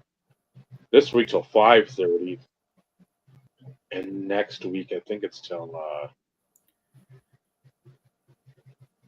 5. I'm just looking. Brooklyn must have had, and this will be interesting. They had a Notorious B.I.G. bobblehead night. Ooh. Ooh, you should probably go to that. I might be waiting for that on eBay. I will be, but the lowest rung when he had his text last night about the UNO LSU game and Master P being, if he's the coach at UNO, he's doing something there because he kept saying, "Oh yeah, I can see him." I'm like, "Well, take a fucking picture. I need some visual evidence. If you're telling me Master P's there, and yes, Yeah. I believe you, but you have the technology." Yeah. I will read. Master P is the president of basketball operations for the University of New Orleans men's basketball team, also known as Coach P in this role. He focuses on rebuilding the program, mentoring players, and providing them with opportunities beyond basketball, including financial literacy and career development. He also serves as an assistant coach for the team. So, but he's got autograph cards and some of the new Panini stuff, like Mosaic and NT, as like when he played the preseason stuff for the Raptors. I don't even know how many years ago. And He's looking dapper as hell. I told, Because Michael didn't see it. I told what's his name? I told the lowest rung. I said, "You show me anybody else in that New Orleans area that loves New Orleans more than Master P, and I'd be stunned." And he listed some folks. He's like Breeze, the Benson family, and a couple others. I'm like, Harry Connick Jr. That would have been one. But I'm like, you talk about Fifth Ward, you talk about the Calio projects. That's all I remember from like pretty much every CD anybody in No Limit put out. And he's like, yeah, "You're right." And I'm like, "Well, I get that. That's the dude wants New Orleans kids to do good. He knows the struggle." So I'm like, and half the people probably listening are like, "Master P, what?" Like, who? But then again, most of our listeners are in our age range. So like Tyrone, he was Spliff Star lighting up some Jays from there. He wasn't shooting Jays, he was lighting up Jays. Yeah. So yeah, being Master P and like, go figure, trying to help out kids again in New Orleans. And again, it's not your privileged kids. It's the ones he can absolutely directly relate to. So I'm like, that's one guy in that rap game. Because I think I mentioned to Lois Strong, I said, I hope, I was like, I hope he doesn't have like autographs. I'm gonna go fucking nuts. He's like, well, be prepared. And I'm like, you asshole. Okay. I think he's made a fortune in food as well. For him, it's pretty much anything he's touched has turned to gold. Yeah, if I'm not mistaken, I believe he has like drinks and ramen noodles and all that kind of stuff out there. His own brand. Who's got Rap Snacks? That's him, I think. I was gonna say that's Let me look. That's the guy that went to the Cardinals game. That's what he'd always pick up, and he'd text me, "Hey, I got the Biggie ones today, or I got the whatever." And I was like, "Why aren't Rap Snacks up here besides just north of the Mason-Dixon line?"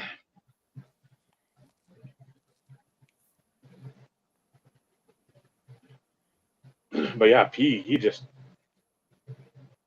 Okay. Here's what he's got, and it's not that. It's not Rap Snacks, I don't believe. He has Miller Family Foods, which launched in June of 2024 with a focus on healthier alternatives like oatmeal.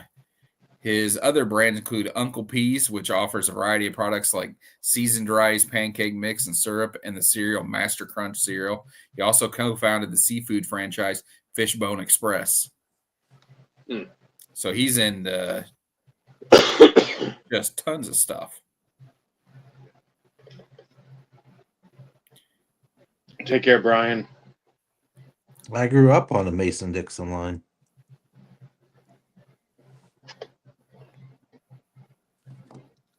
Very close to it.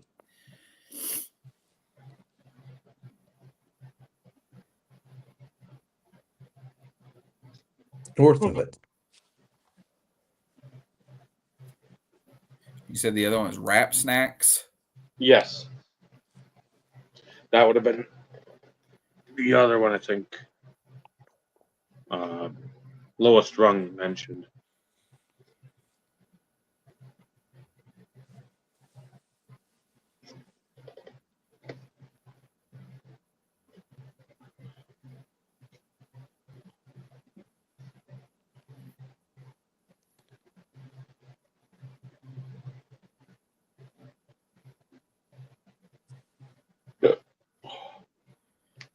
John Goodman was born in Missouri.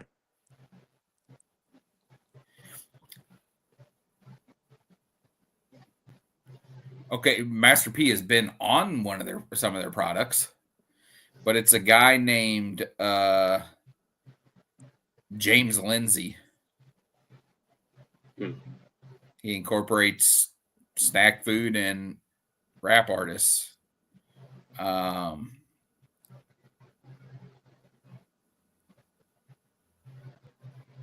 He was a brand manager for Meek Mill, this James Lindsay guy. Okay. But the Rap Snacks lineup has included Old Dirty Bastard, Master P, Meek Mill, Young Jock, Belle Biv DeVoe, Baby, Big Timers, Pretty Willie, Miss Toy, Mac 10, and Pastor Troy. Huh. Oh, a limited partner was Lil Romeo, which is Masterpiece Kid. That, yeah. So yeah, there's, like you said, everything he touches turns to gold. He's made millions over the years, and he has a decent basketball highlight reel out there. Yeah. I mean, he was a solid player. His kid was not. His kid was terrible. No, he was not good. He was Bronny James before Bronny James. Yeah. He got into USC for shouldn't have been there. No. That kid peaked in, what was it, the mid to late 90s or maybe early 2000s there on MTV Cribs. Yeah. When he couldn't even drive, but already had a couple custom Mercedes. Yep. But Well, Master P had the ultimate car. He had the what was it called? That crazy colored paint. I'm just blanking on it right now. Like that. I like that rainbowy. Chrome Illusion. I think this is what Yep. it was called. Chrome Illusion.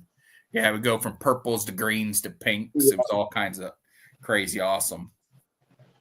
They used to call it chameleon paint too. Yeah. Chamillionaire. Chameleonaire. Depends on what you're asking. You're late for Galaxy. there, Scott. We have been live for almost 2 hours. Yep. Yeah, and you'll have to go back, Scott. We had a debut. Yes, we did. A debut guest. So Somehow, after all these years, we actually keep getting some debuts.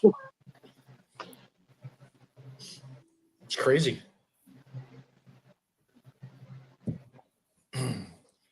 we'd have more if people want to come on a Tuesday night, but People really like us.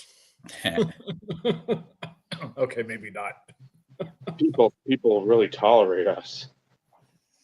Speak for yourself, Dave. Speak for yourself. I am.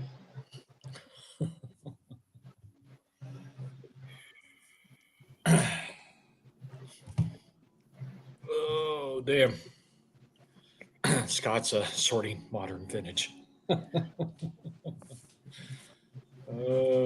surprised that term hasn't gotten more conversations.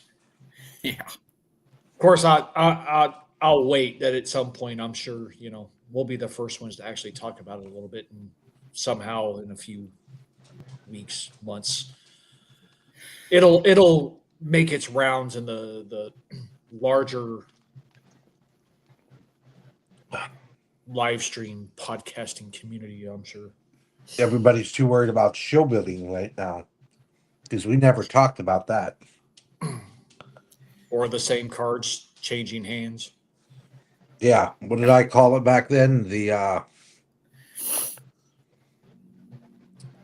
didn't call it the endless circle jerk, but It's the Elton John.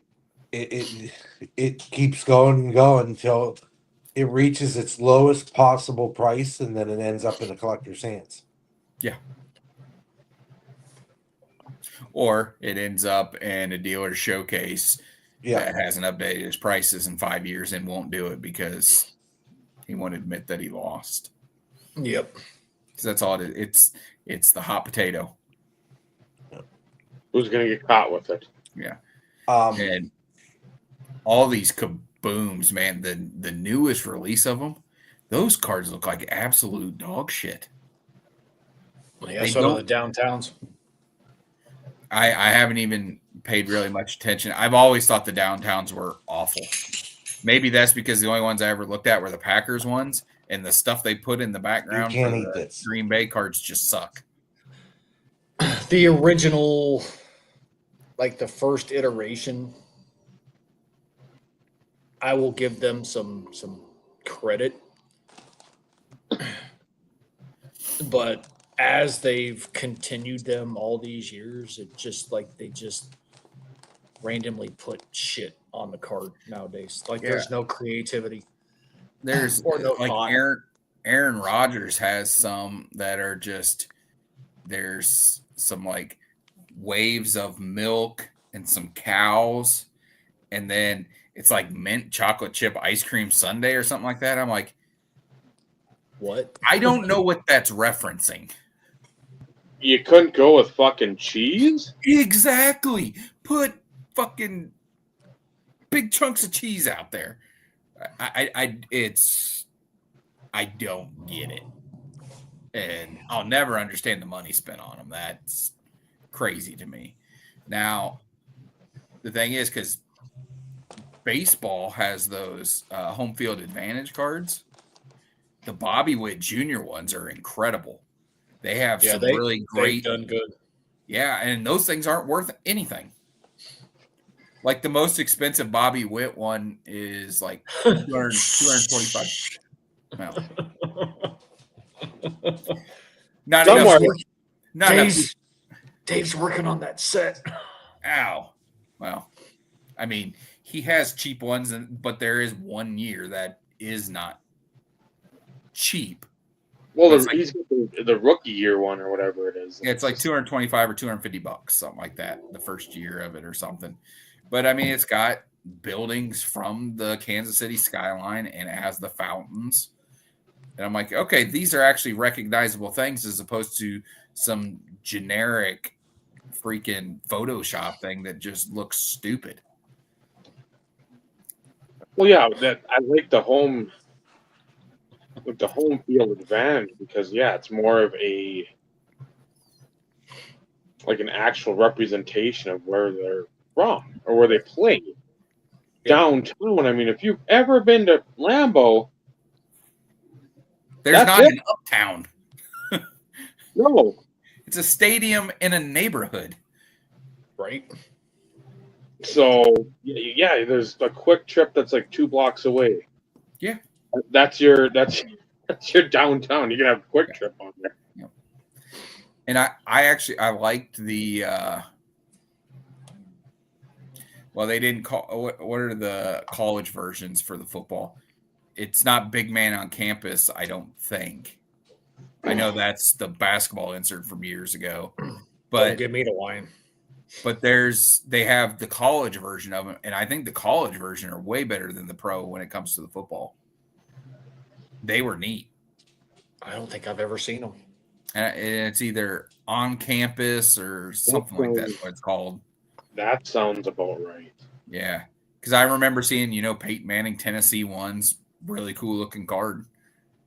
I think it was Trevor Lawrence's rookie years when they came out because I remember seeing Trevor Lawrence Clemson.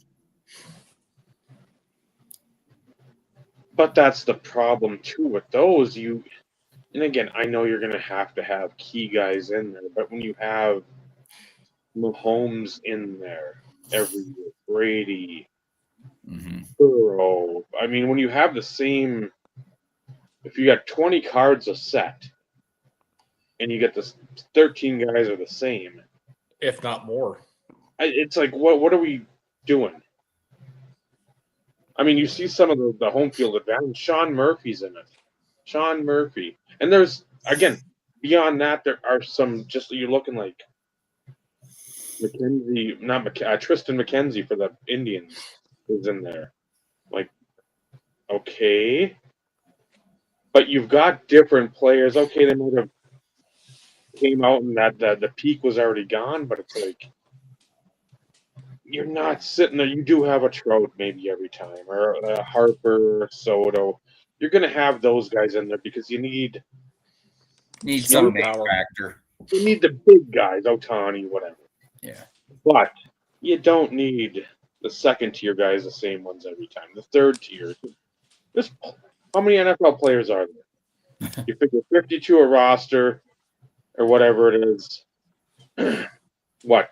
30 teams, 32 teams. That's 1,500 plus players. Yeah. You can pick a few different ones. Mm-hmm. Yep.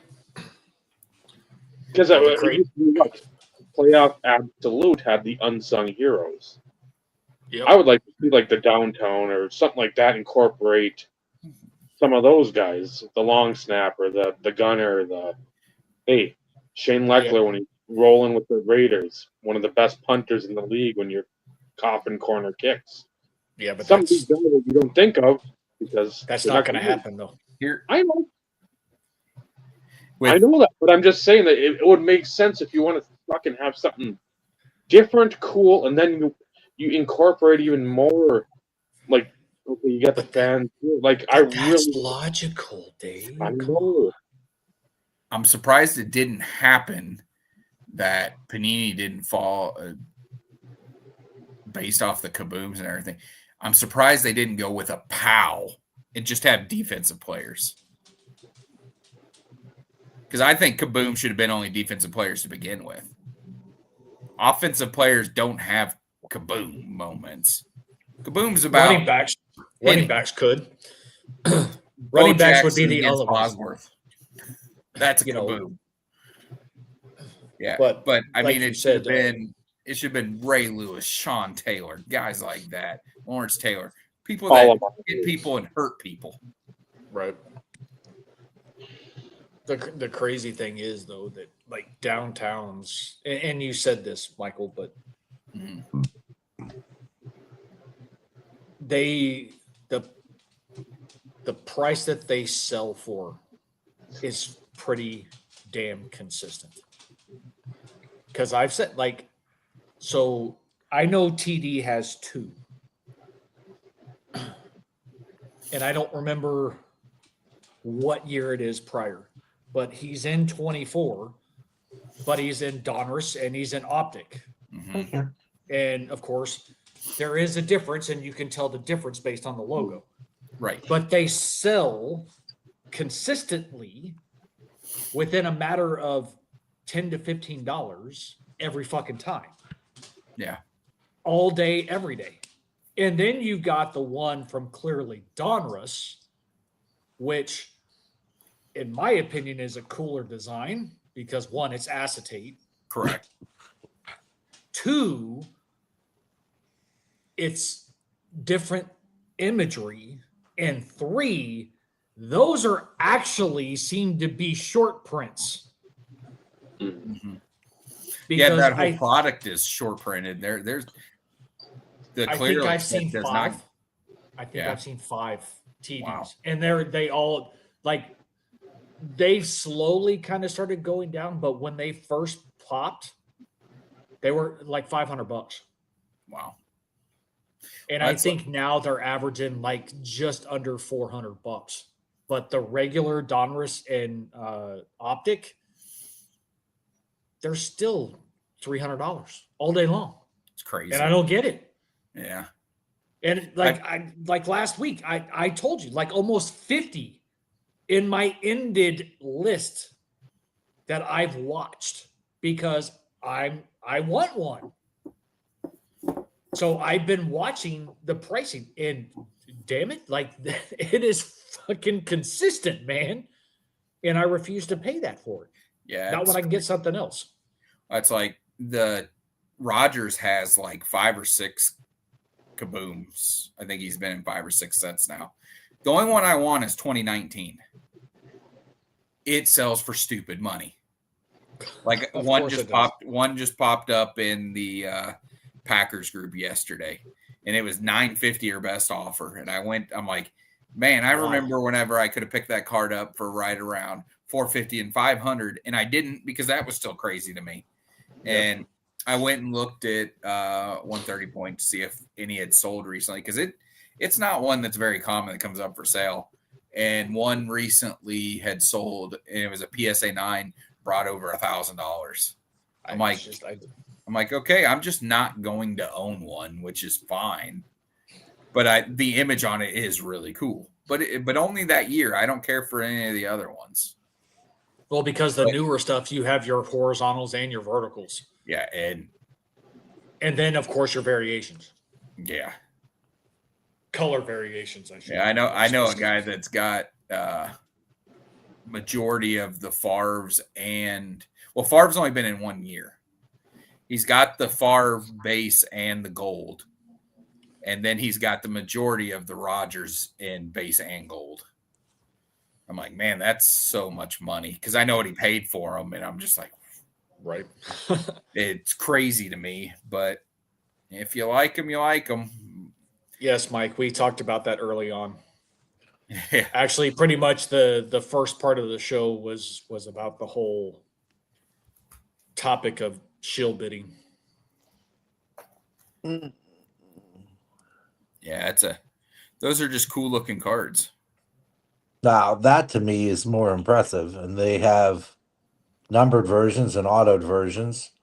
That's something different. That was Topps Well, Chrome, wasn't it? Yep. Topps Chrome, heart of the city. Heart of the city. Okay. That's Texas. It'll be interesting to see if Fanatics though takes the home team advantage or whatever it is. oh, yeah. And incorporates it into football. Yeah. That's cool as shit. Maybe. might Well, just I mean, that. they might, but they may just stick with their version being the downtown. But I just unless Fanatics buys Panini, which at this point I don't think that's ever going to happen. no, there's too much animosity there. Correct. You've Wildcard filed a lawsuit too against Panini. Really? Yep. Just go do a search. You can read the details. I don't want to speak out of turn, Right. and provide incorrect information. But I do know that there was a lawsuit filed. Wildcard filed a lawsuit against Panini. Interesting. There's a lot of people. Well, I shouldn't say there's a lot of people because I don't know any of them, but there are people buying that wild card stuff. Yeah, it's some of it's really good looking. Like it's There you go. it's unlicensed, but like there's some they do stuff different than what like Fanatics was doing with football in 24 or Panini doing in baseball over the last few years. Like there's some pretty clean designs from a wild card perspective. Yeah, there's But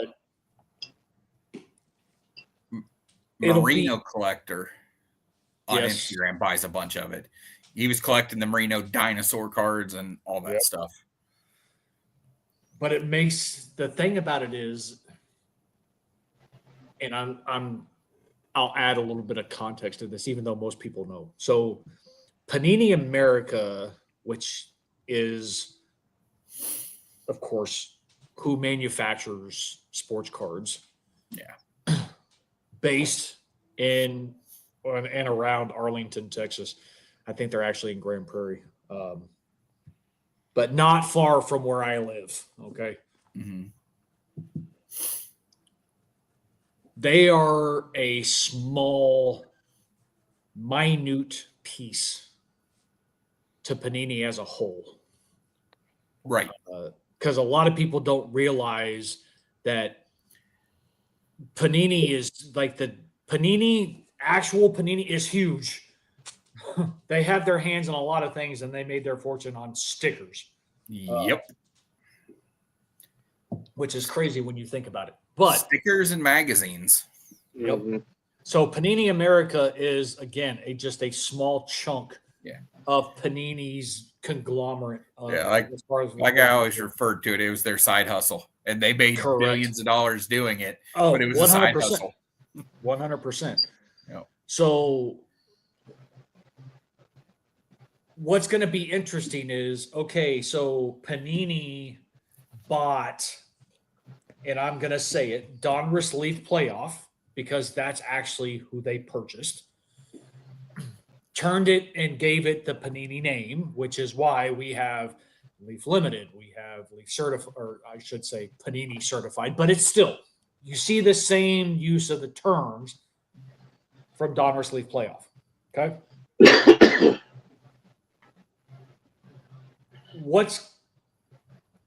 Panini is not going to let Panini America go for pennies on the dollar. It's just not happening. No. No. Because, yes, although they've lost the licenses for pretty much everything, they still could find ways to do things in the card space, but not from a sports space, so to speak, because they still have like all of soccer.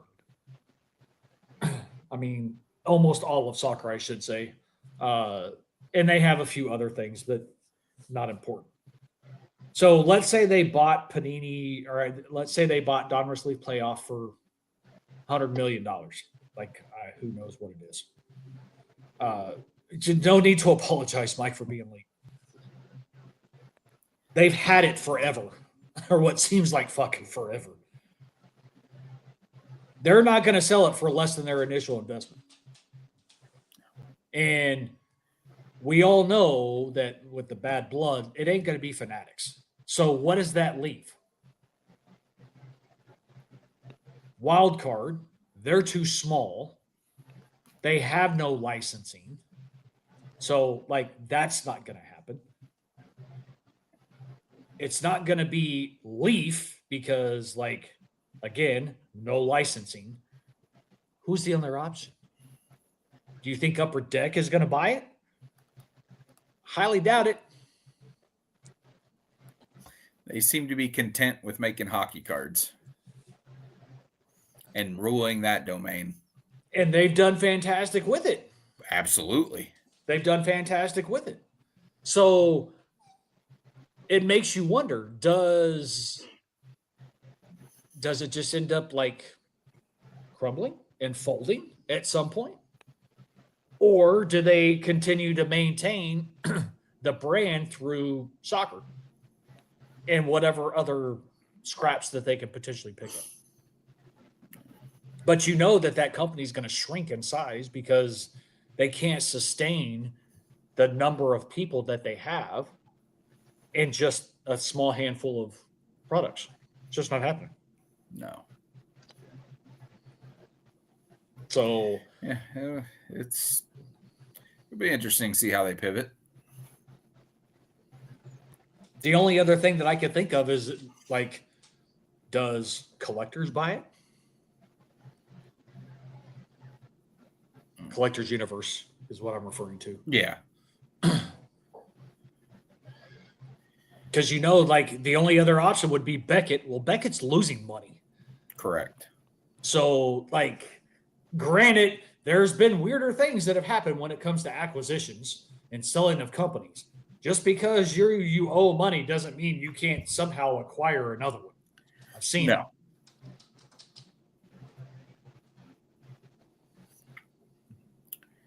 Because there's really not an argument, Mike, because they did this.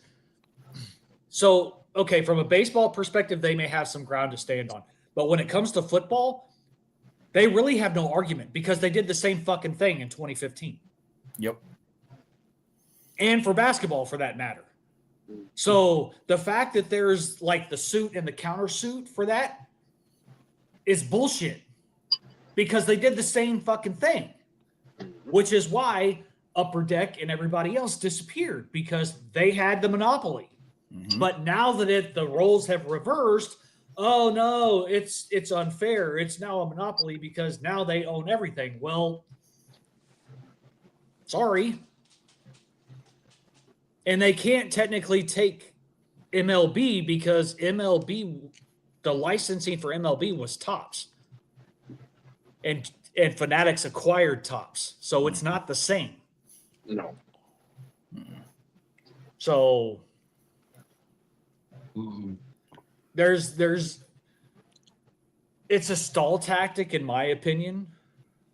But, you know, we know when the licensing dates fully end. So therefore, like, no, come here. Panini's just trying to throw out everything that they can before, like, the deadlines on everything. Yep. So now that we have Topps basketball, you're not going to see any more basketball. No. Football, they have what until like the first part of the year, January, February, somewhere Yeah. in that time frame. Mm-hmm. So like that's ample enough time to crank out Mosaic, Prism, Optic, like they're big heavy hitters. Mm-hmm. Like they had that opportunity to still cram those out. Mosaic just came out, didn't it? Yeah, a couple weeks ago. Yeah. They're already pre-selling Prism. Yeah. Well, I should say one retailer is already pre-selling it. But like they're gonna squeeze everything that they can out of it. So, and what sucks for us football guys is, and I still stand behind this, I haven't heard or seen anything else about it. Fanatics is doing no football products this year. So anything that comes out, it's going to be shrunken as far as the options are concerned because Panini only has X amount of time to put out their products. Yep. So it's going to be interesting to say the least, but the only plausible thing to me that since there's articles out there about Panini America being for sale, the only logical would be Collector's Universe. And I wonder if maybe they buy it and just rebrand it. To be another way to find a way to. Well, you'll get all their assets because I'm sure their printing presses are very expensive. Yeah, but I think that Panini doesn't own their presses, I don't think. Oh, really? Oh, no, that's true. That's why there were always random things. You'd see videos where they'd open up a Panini pack and there'd be like a Topps Chrome baseball card in there. That's right. Yeah, because there's and it's the same thing with like Magic. Mm-hmm. Certain printers have contracts with multiple manufacturers.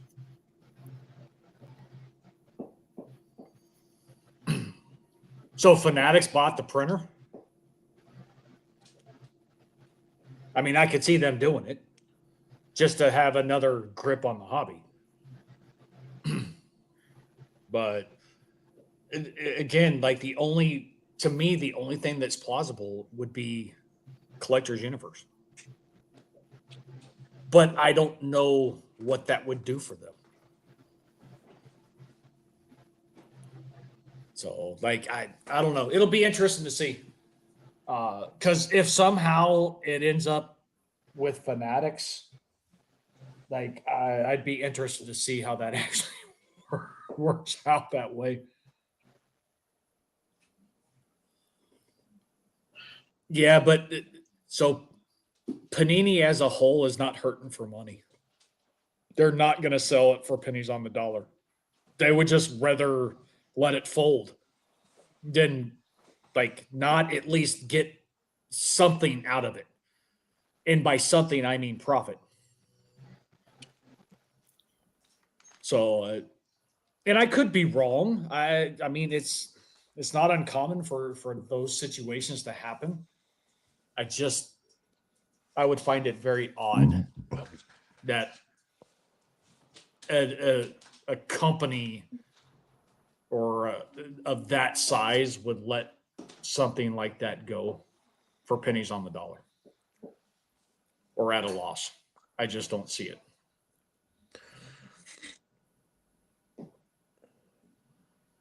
Yeah, but Mike, that's the thing though, that we've already experienced it for the most part with Panini. And that's what I was talking about earlier. It's when they got the licenses in 2015 by Vinny, those were the monopolies. Mm-hmm. And a lot of people bitched about it because Topps was no longer doing it.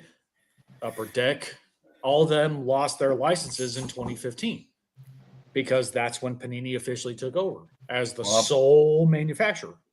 Upper Deck lost the NFL license in 2000 after 2009. Yeah, but they were doing college from 2010 to 2015, 2014. But did they have was it the college players? No, they had the No, they had full the college right. actual college football. Yeah, they had the trademarks. That's right. Yeah, they had it all. Yeah, so there has not been NFL licensed upper deck football since 2009, which is crazy. I mean, that's 16 years ago now. It's crazy. But like we had it then. It's going to be more monopolized now because like Fanatics has baseball, basketball, football, and wrestling, WWE, because that moved to Topps. Mm-hmm. So Panini may still have UFC unless somehow Fanatics got a hold of UFC now. I don't know how that's going to work with the TKO because they got UFC and WWE. So correct, but they're still separate entities within TKO. Yeah. But you're right. At some point, that's going to be a universal license because it's going to be under TKO's umbrella. You would think. AEW's with Upper Deck, so. Correct. Yeah, I did. So, and that's the thing. It's like, how is this all going to look? We know what it's going to initially look like at the beginning of next year from a football and a basketball and a baseball perspective and wrestling, WWE. But there's still Panini up in the air. You know, Leaf's still going to do their stuff. Wild card may or may not. You don't know. I mean, you still have Sage from a college perspective. But, like, the options are getting limited. And the more things technically get monopolized, we all saw it again with Panini. They just got to the point to where they didn't give a shit. Yeah, the collector loses out. Again. And I've said it. Like, I'm hoping that's not the case. I'm going to give Fanatics the benefit of the doubt and hoping that what they stood on of listening to the collector. You can't trust a guy who throws a baseball the way Michael Rubin does. I'm aware. However, I'm trying to think positive. Nope. We've seen what's happened. We've seen what's happened with everything. You get multiple serial numbers of the same serial number. You get fucking new jerseys coming up in yes. Why can't I think of the jerseys? The old ones. The remakes. Mitchell and Ness. Yes, you see tags in that fucking shit. And it's listed as you got stuff of Marino. It's like why even bother with jersey cards anymore? Yeah, the Mitchell and Ness cards. Why would you have a jersey card if you 100% know that card, that jersey means nothing? Just because somebody printed in Cambodia or Indonesia, that just because it says Dan Marino on the nameplate, that doesn't mean. Have you not realized? But why should they care? Because that shit's still selling on the secondary market. They don't give a damn. Because you've got people that are pawns in companies promoting the shit to the ill-informed and the uninformed. And they're like, man, this is a cool card. This is an RPA. This is whatever logo tag. Well, it's a logo tag of a fucking retail jersey. I'm not sure that that's not completely true, though. It's people nowadays, it seems it's the aesthetics. This card looks really fucking cool. It's coming out of a $20,000 a box product. I'm going to pay $3,000 for an NFL logo shield. I don't give a damn where it comes from. For us, it makes a difference. But for the new people who have come in, that don't mean shit to them. Yeah. But It's an that- NFL logo shield. You're not going to see any change then. It's going to continue to get worse because nobody gives a fuck. Yeah, there's It no looks need to cool. improve the product if you don't have to. Yeah. Why put more effort in? Well, Not and needed. again, like it's wishful thinking.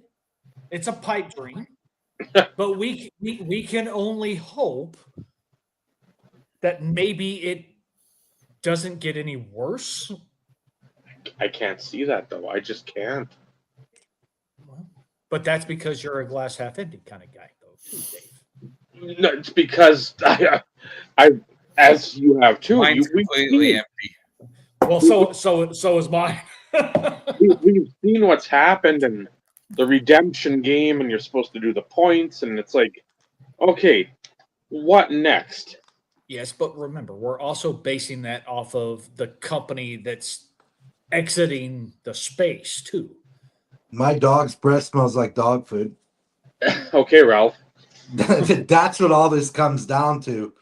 And I am more than happy to realize I don't give a shit if it burns. I'm sorry. I'm kind of getting to like Carlos was, like, whatever. It's getting so bad to watch this stuff. And I didn't know what this whole Shieldgate thing was, and I found out about it today. I'm like, this is what we've known. We've talked about. It's like, when did you not realize all these people that you look up to, they're all monsters inside? Do you think they have your best interest in mind? No. Come on. Are you that naive that you want to Yes. believe? Well, guess what? Life's going to hurt you very badly in the end. But remember, these people are coming into a space that doesn't give two shits about them. How Agreed. much money can you spend? I get that. That's- My biggest worry is if they're like this with the hobby, with their naivety, how are they operating in real life? And that scares me more than anything, because if Mom- you're that mommy and stupid in daddy's this money. hobby, well, guess what? They're going to die eventually. And hopefully they leave you a bunch, but how fast are you going to piss through that? It's not your problem, not my problem. It's not anybody's problem. I understand that, but like, I just kind of like watch. It's like watching dominoes fall, and just like, it's sort of like all those influencers in Canada that they brought. I'm like, the best you got is, bless you, Mary Gamble. I have nothing against you, but it's her, King of Cards, Floating Head, and Mojo. And Trike. Oh yeah, Trike's a decent dude. He's not horrible, but it's like they give them free boosts. They give them all this stuff. They're like celebrities. I'm like, do you think any Canadians even know who you are? You might as well bring the great curator back. At least you can throw stuff at him for being the prick that he was to the whole freaking country. Judas Priest. At least entertain us. Watch Merle cry as his friend gets doused in feathers and maple syrup. It's like, come on now. I'm gonna make a request, and I don't care which one of you three do it. I need a list of names that are referenced with the nicknames you give them, because I don't know who you guys talk about when you mention, home ec clothes, team schmedium, all this. I need to know who these people are so I can go look and have a frame of reference. Okay. That's this guy over here. Okay. Perfect. I need to know. Yeah, that now that you're here on a regular basis, you have to know the nomenclature. Correct. Ah, Well, and sometimes I get them confused because, like, they all kind of They're freaking interchangeable, a few of these people. stick together. oh But- my clothes. They Oh, look the at yeah, human stink line, man Yeah. bun. he was absent from Canada this time. He sold that $1 million card, and now Roth is just MIA. Japan. He's in one of the big Facebook groups that I'm in Old School, and he's been buying up all the colored kabooms, the golds and the greens. That's what his new thing is right now. Yep. He's got the Panegi to do it. Yeah. Yeah. But it's like, how much value is this going to hold? I was looking at Sports Card Radio thing. He made a bet with Jeff Wilson. Like, if you could honestly tell me about the shilling, he's like, either that, I'll put up 100,000. If you can't give me all the straight details of this, and that, he's like, you have to buy me a Daytona Rolex, and they're like 80 grand. And it's like, he's right though. Like a Rolex will never. It usually doesn't go down. Yeah, they don't depreciate as long as you True. take care of them. Yeah. I mean, it's like, it's interesting with the old douchebag Jeff. You always could tell he won't make a statement on anything that's going on in the hobby until he tests the waters for a couple days, see which side to land on. Yeah. And then all of a sudden he'll make a post. And I'm like, how do people not see through that? earlier comments. They don't want People are to. dumbasses. They just are. It's so gross. People, again, like, drink the fucking Kool-Aid, people, please. Yeah. I mean, that's almost what it is. It's a fucking cult in some of these situations. And you're just like, come on. Like, What do you expect to get from him? It's not like he's going to give you something. Right. Yeah. It's like, and it's not, they operate on money and selling stuff. They're not going to give you anything. Like, you have a better shot at, like, I don't know, like they had that trade night in Canada. Upper Deck was giving a bunch of stuff away. Okay, that's where you're going to get something, but it's, I don't know. but again, it's Carlos. none of these people give two flying fucks about anybody. And that was, if I'm not mistaken, that was another topic somewhere in the last couple of weeks about, you know, being a part of the breaking community. Oh yeah, you're their best friends when you're spending money, but the minute you stop, you think they're gonna come out and say, "Hey man, what's going on? I hadn't seen you." And if they do, they're wanting to know where you've been because you are a nice steady cash stream. they need something. They need money.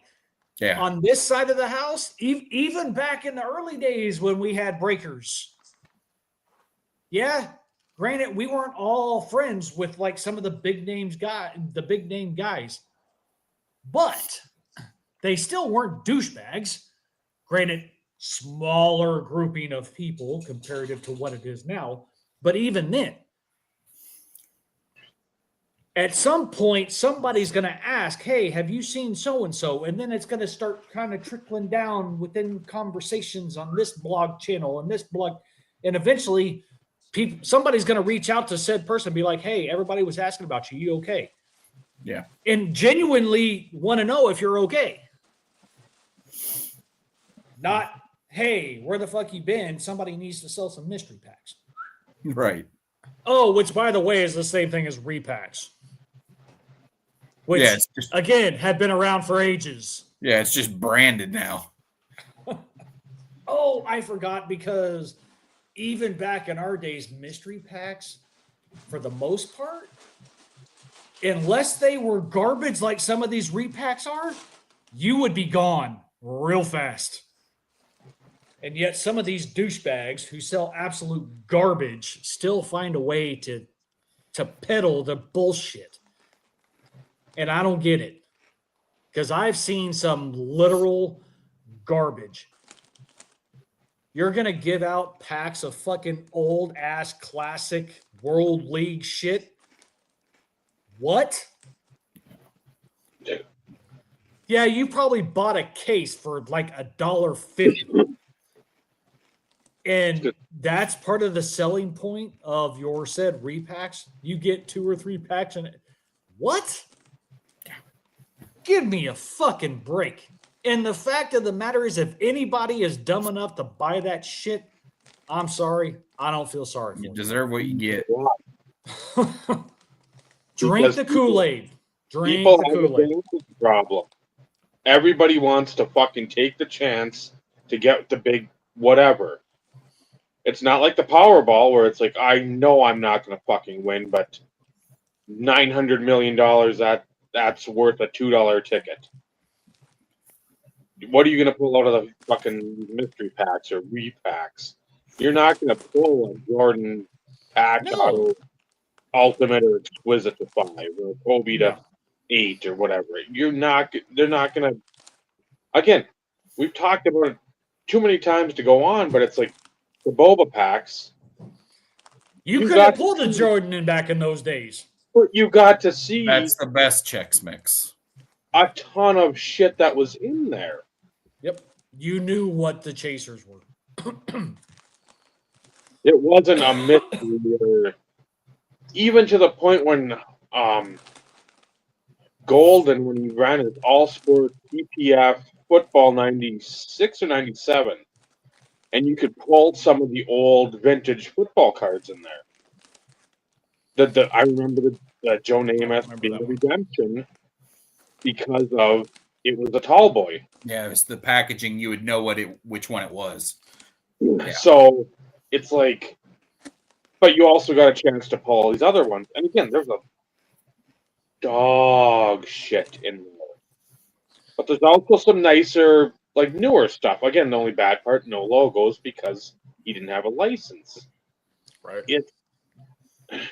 The people now, they're just, because that's all you see. It's misinformation. It's not being transparent and truthful. That's the issue. It's Where because people are buying a chance at Salespeople. literally nothing. they're all salespeople. That's all they are. No, they're all used car salesmen. They're all fucking. But that's what I'm getting at. They're salespeople. Like and somehow, and I am flabbergasted that I don't understand how and why they can pander the absolute garbage and people still eat it up like it's nothing. And yes, Dave, you were right. It's the gambling aspect, but holy shit. Well, you Like, see NBA players are fucking throwing their careers away because yeah. gambling. Yeah. Everybody wants more, and it's you start to ask, when is enough enough? It won't ever. It never will be. That's right. That is the correct answer because you always have somebody out there showing something of more stature, more prominence. Later, Michael. See you all next week. Yep. Later. It's just like you're not going to have it because it's the old rat race. Everybody wants to be on the front page. Yep. Everybody wants to be part of the. And again, it's like the old, like a 60s tune, the in crowd. You want to be, no matter what your fucking social standing is, you want to have that piece that brings you attention, brings you fanfare. It's like, why? Well, it'll be interesting to see how everything eventually plays out because it's the only thing that's different now comparative to years in the past with all this rigmarole and bullshit and shenanigans is because everything is at the tip of everybody's fingers. And these people that have been doing said things and shenanigans have always been there. They're just now in the forefront because they've actually put themselves out there. And eventually some of them are going to disappear. They're going to somehow just kind of fade into the background to never be heard from again. Yeah, they're gonna Others disappear. not so much. They'll disappear as cinder blocks chained to their ankles and feet. Allegedly. But it's almost like the Freemasons, the secret society, the Illuminati. It's the same type of thought process that there is an inner circle when it comes to this space, and it's been there forever, and it's all the people who got fucking money, and they think they can do whatever they want, and to a degree they can, because if they're the ones committing the alleged shill bidding on things, because of that term, is it actually illegal? I don't know if you'd call that fraud or not, but I don't think that falls in the definition of committing fraud, especially if you're buying it. Market manipulation Well, that's the thing. But this isn't regulated. It's not There you go. stocks and bonds. So therefore, is it market manipulation? Technically, is. from the definition perspective, 100%, without a doubt. However, it don't matter. There's no repercussions. There is no repercussions. None. And there won't, unless they want to treat it as a commodity. And then guess what? Here comes Uncle Sam.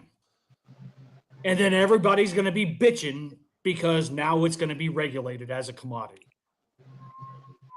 Like, beggars can't be choosers.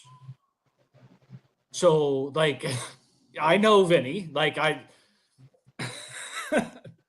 just, it blows my mind that, like,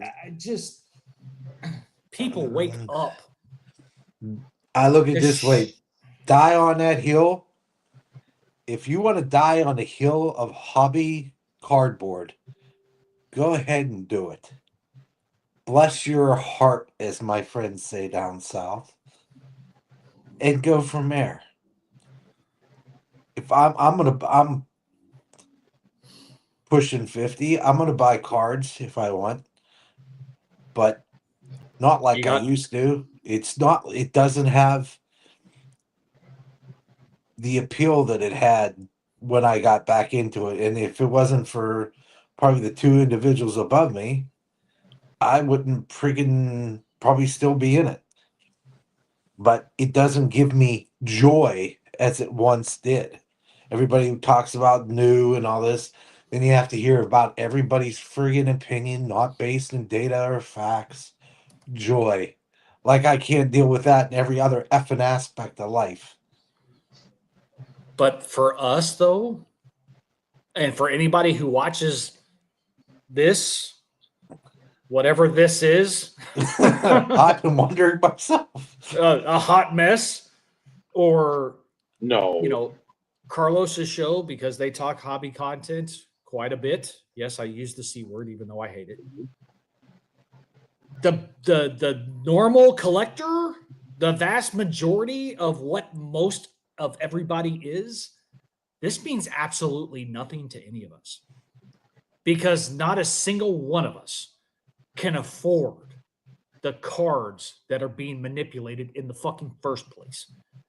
So really, at the end of the day, does it really fucking matter?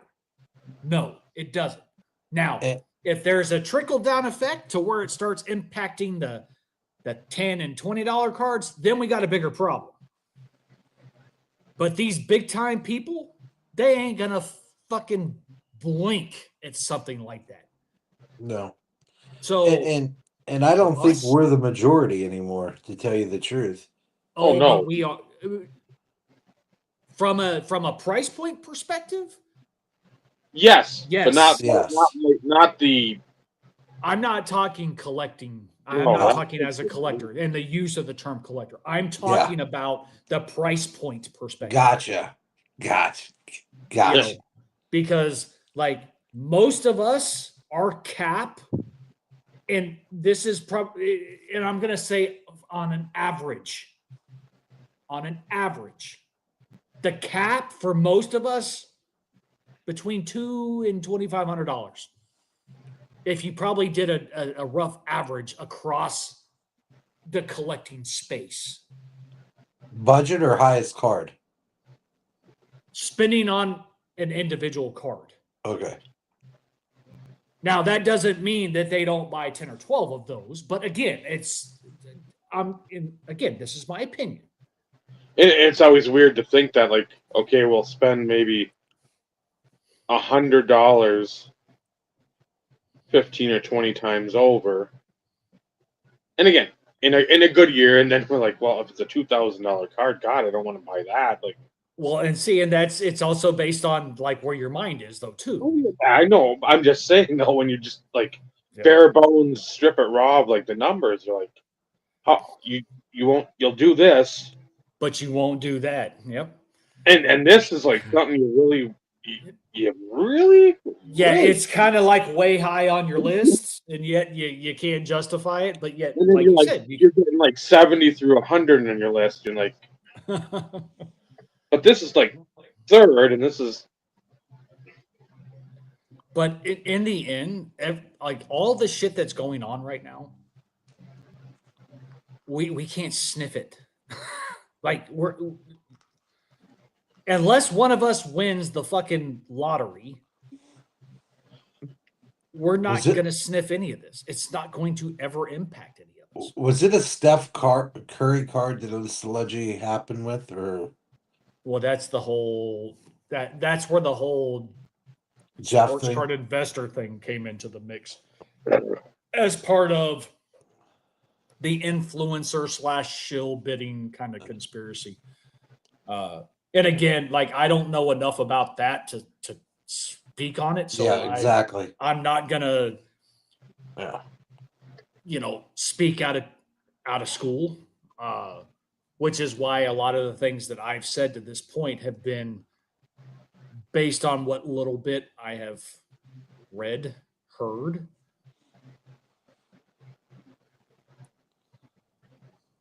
I have interjected my opinions, but at the end of the day,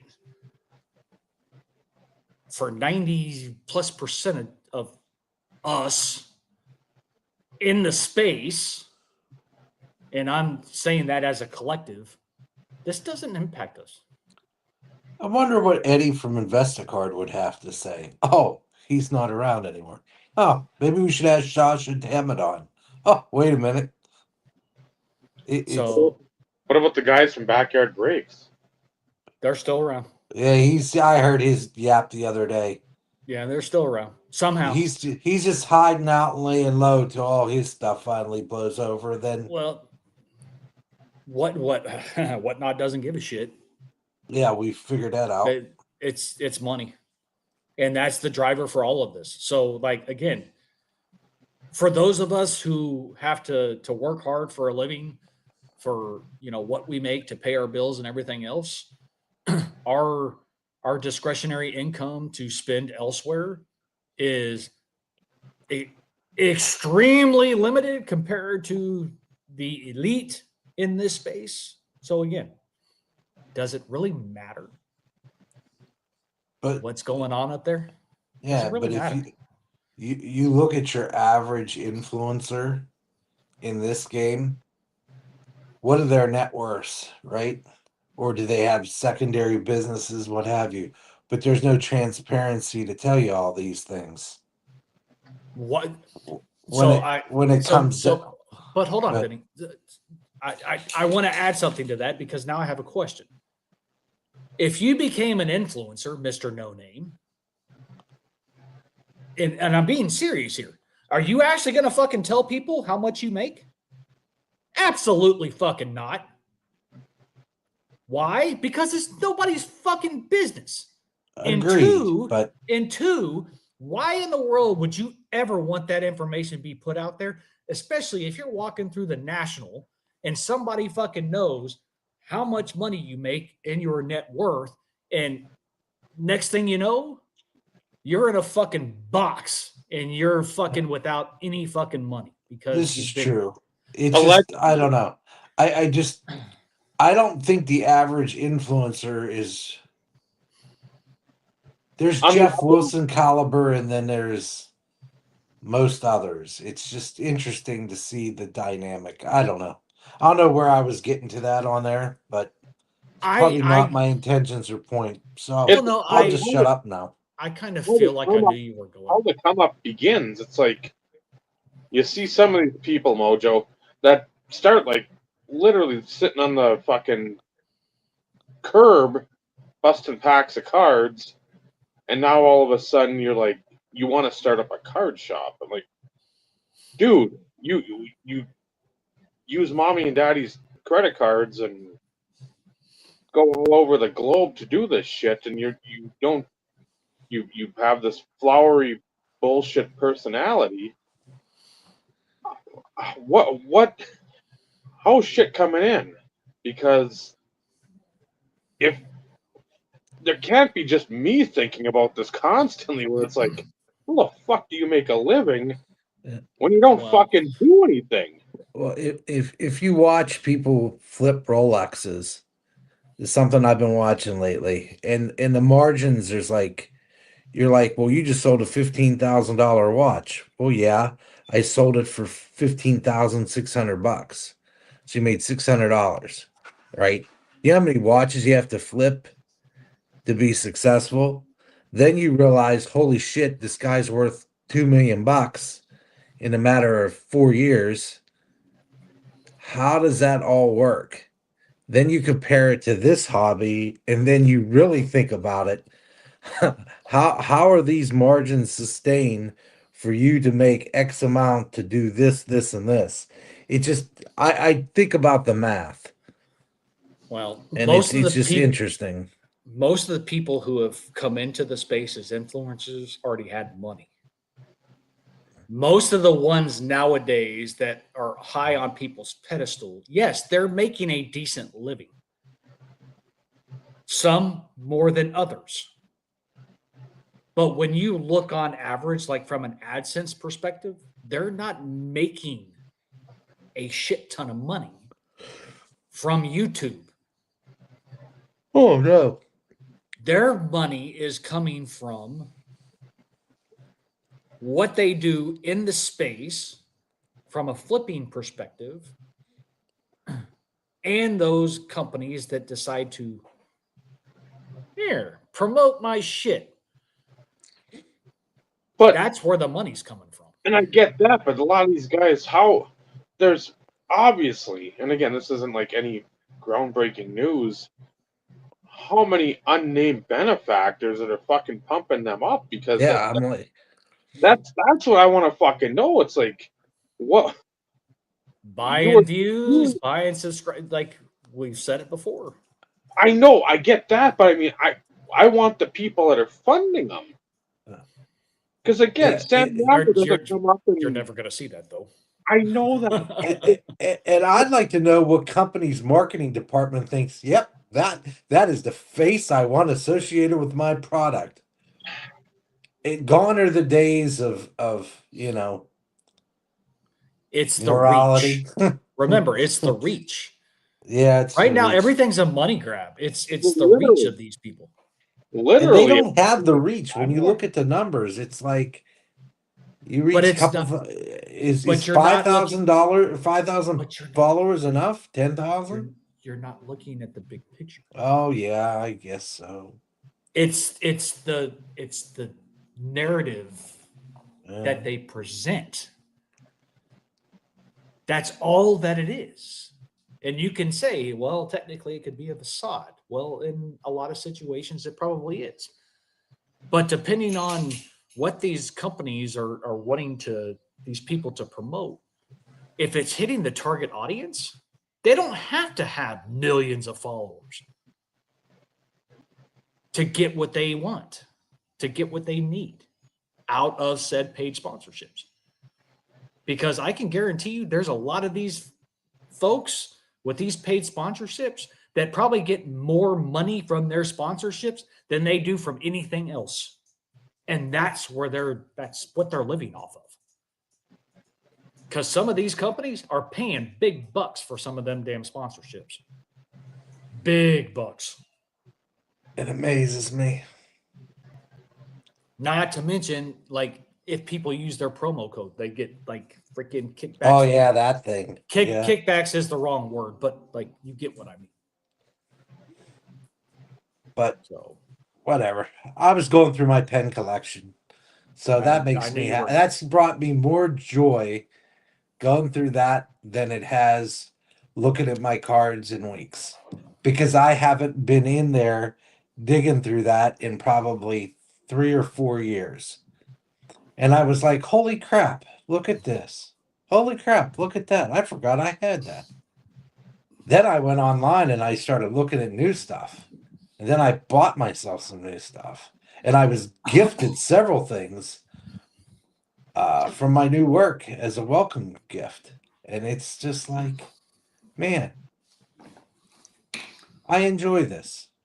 I hope cards do that for me again, because I really did enjoy cards. But right now, I bought a few of them. Like I found remember the EA Sports stuff that you got the cards in there? Well, I think the one is you had to redeem it somehow, or it came in a special package. But it was shot accuracy, Lemieux. First time I've seen it that I could recall. And I'm like, I'm buying that thing because it brings me joy. That card brings me joy. Because So I Matt bought it. had Yeah. that stuff with the autos, I think, at one point.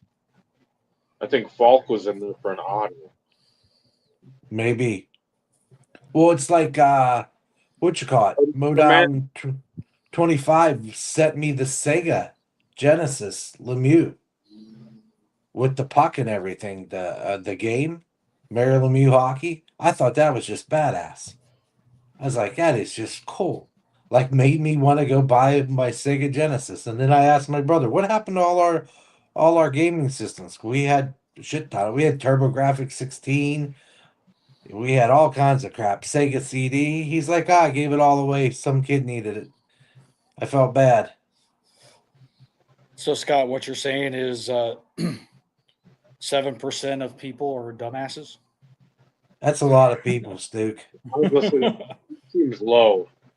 Did you guys ever see the one that the kids pouring strawberry milk into a thing, and he goes, it's okay. This is vegan because it doesn't come from cows, it comes from strawberries.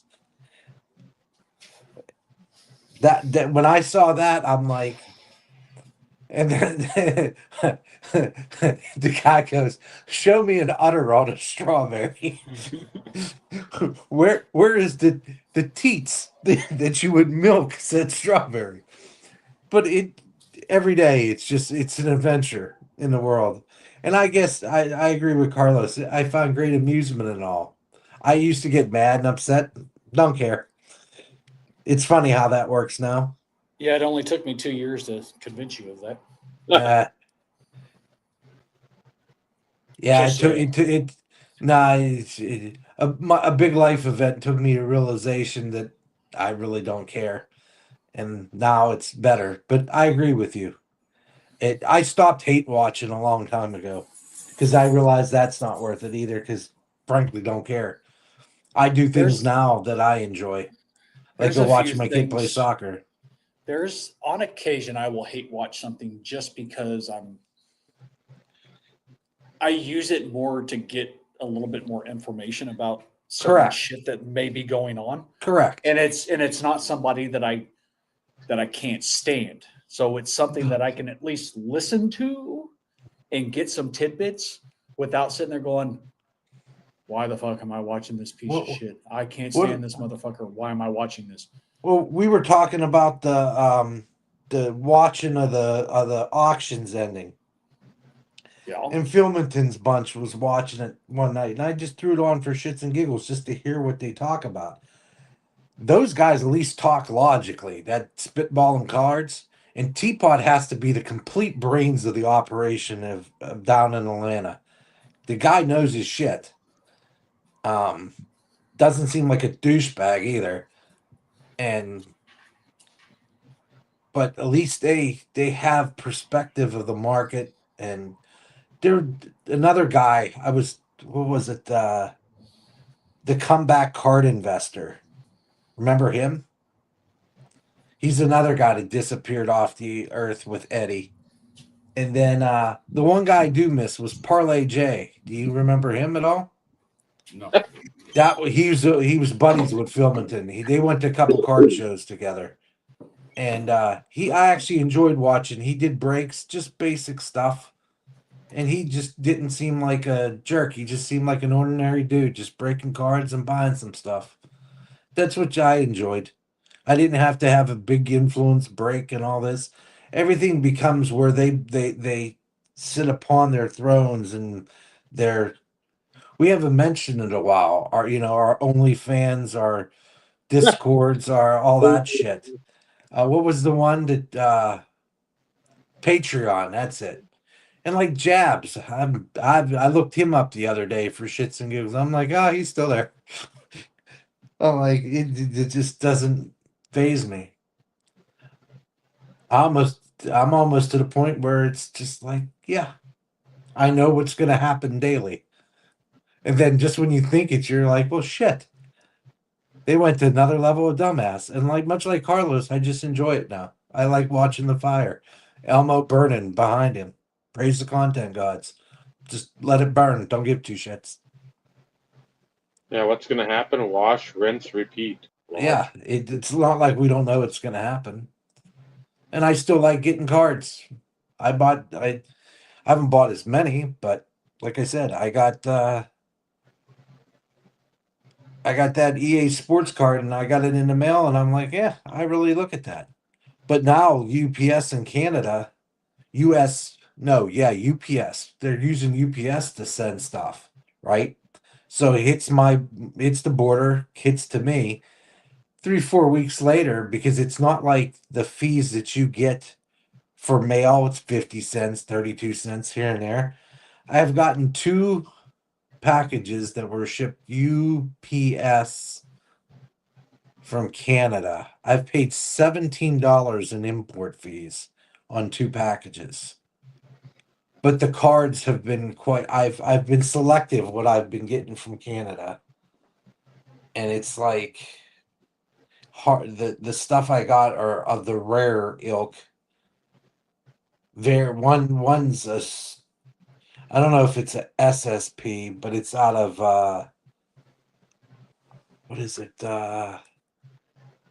Game Gear. Yeah, it's Game Gear of some kind. But it's not Stature. Forget what it is. Whatever. Wait. But it's a short print, and I saw it for a decent price, so I grabbed it. And it cost me $10 to get it into the country. So oop-de-doo. And then I won a card the other night to $50. And they've been going $80, $90 a piece. I almost paid more in shipping than I did for the card. I think I paid $13.28,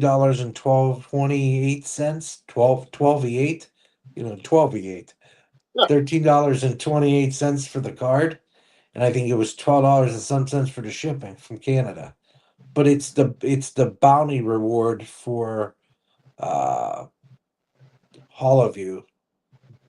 And I said I basically paid $25 for a card that's going between 75 and 90. So, cha-ching. There's one that I saved $50 on. Plus. And it looks pretty good. So we'll see what it looks like in hand. Last year's was nice. ComC had a bunch of them last year. I think I paid the tax, as Carlos would say, the early bird tax, just to see, because with e-packs and freaking, rewards of redemptions, how many are you really going to see? So it's numbered to 50. How many people are going to redeem them? All 50 going to be out there? Maybe. Yes. Well, Maybe that's no. Doubtful. or what I would do if I was nefarious, I would, and it comes through EPAC. Eventually, at the end of the time, I'm like, I already got this shit printed. Just put it on some site somewhere and sell the shit out of them. So, 8 of the 50 have pulled. Here's the other 42. Have at it. Bit away. That's like the remember the not hard hopefuls. What the hell are they? There's a silver one, a gold one, and bronze. One's 1,000, one's the gold's to 100, and they were numbered. And the back door ones are showing up like crazy right now. Let me see if I saved it. Here's my bitch. 96, 97 Upper Deck Gold Heart Hopefuls. I knew it was Heart Hopefuls. So it's this card right here. Oh yes. Right. So the quote unquote back doors. Oh, yeah. They're no number into 100. And the real ones are go for really good money because they're actually hand numbered. So I've seen 4 of them sons of bitches in the last 3 weeks go on from the same seller, and I'm like, And then somebody made a mistake. I sent a thing in the group chat. Somebody said, "Well, a lot of that backdoor stuff from Pacific," and I'm like, "There was no backdoor stuff. It was all front door." So, and the ones that don't have a number, per Mike Kramer, were the ones that, if yours got screwed up, we'd send you, and that's a lot of the stuff he kept. So some people should learn, don't assume, because that makes an ass out of you, not me. Yeah, I changed that. I fixed that. I fixed that, Carlos. Yeah, see? Because you assumed I didn't. And screw you, because I have no affiliation. Thank you. I'm spicy these days. I like it. Wrap us up, Dave. 3 hours. Thanks to Mike jumping on. Hopefully everything went smoothly as it can. Hopefully we'll get him back on here. BSing. Rare that we want people coming back on here and to bury their reputation. Thanks for everybody that commented.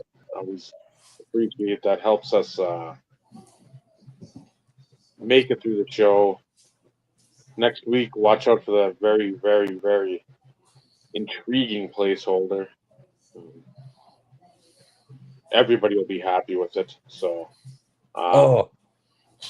beyond. For Michael, Vincenzo, Steve, I'm Dave.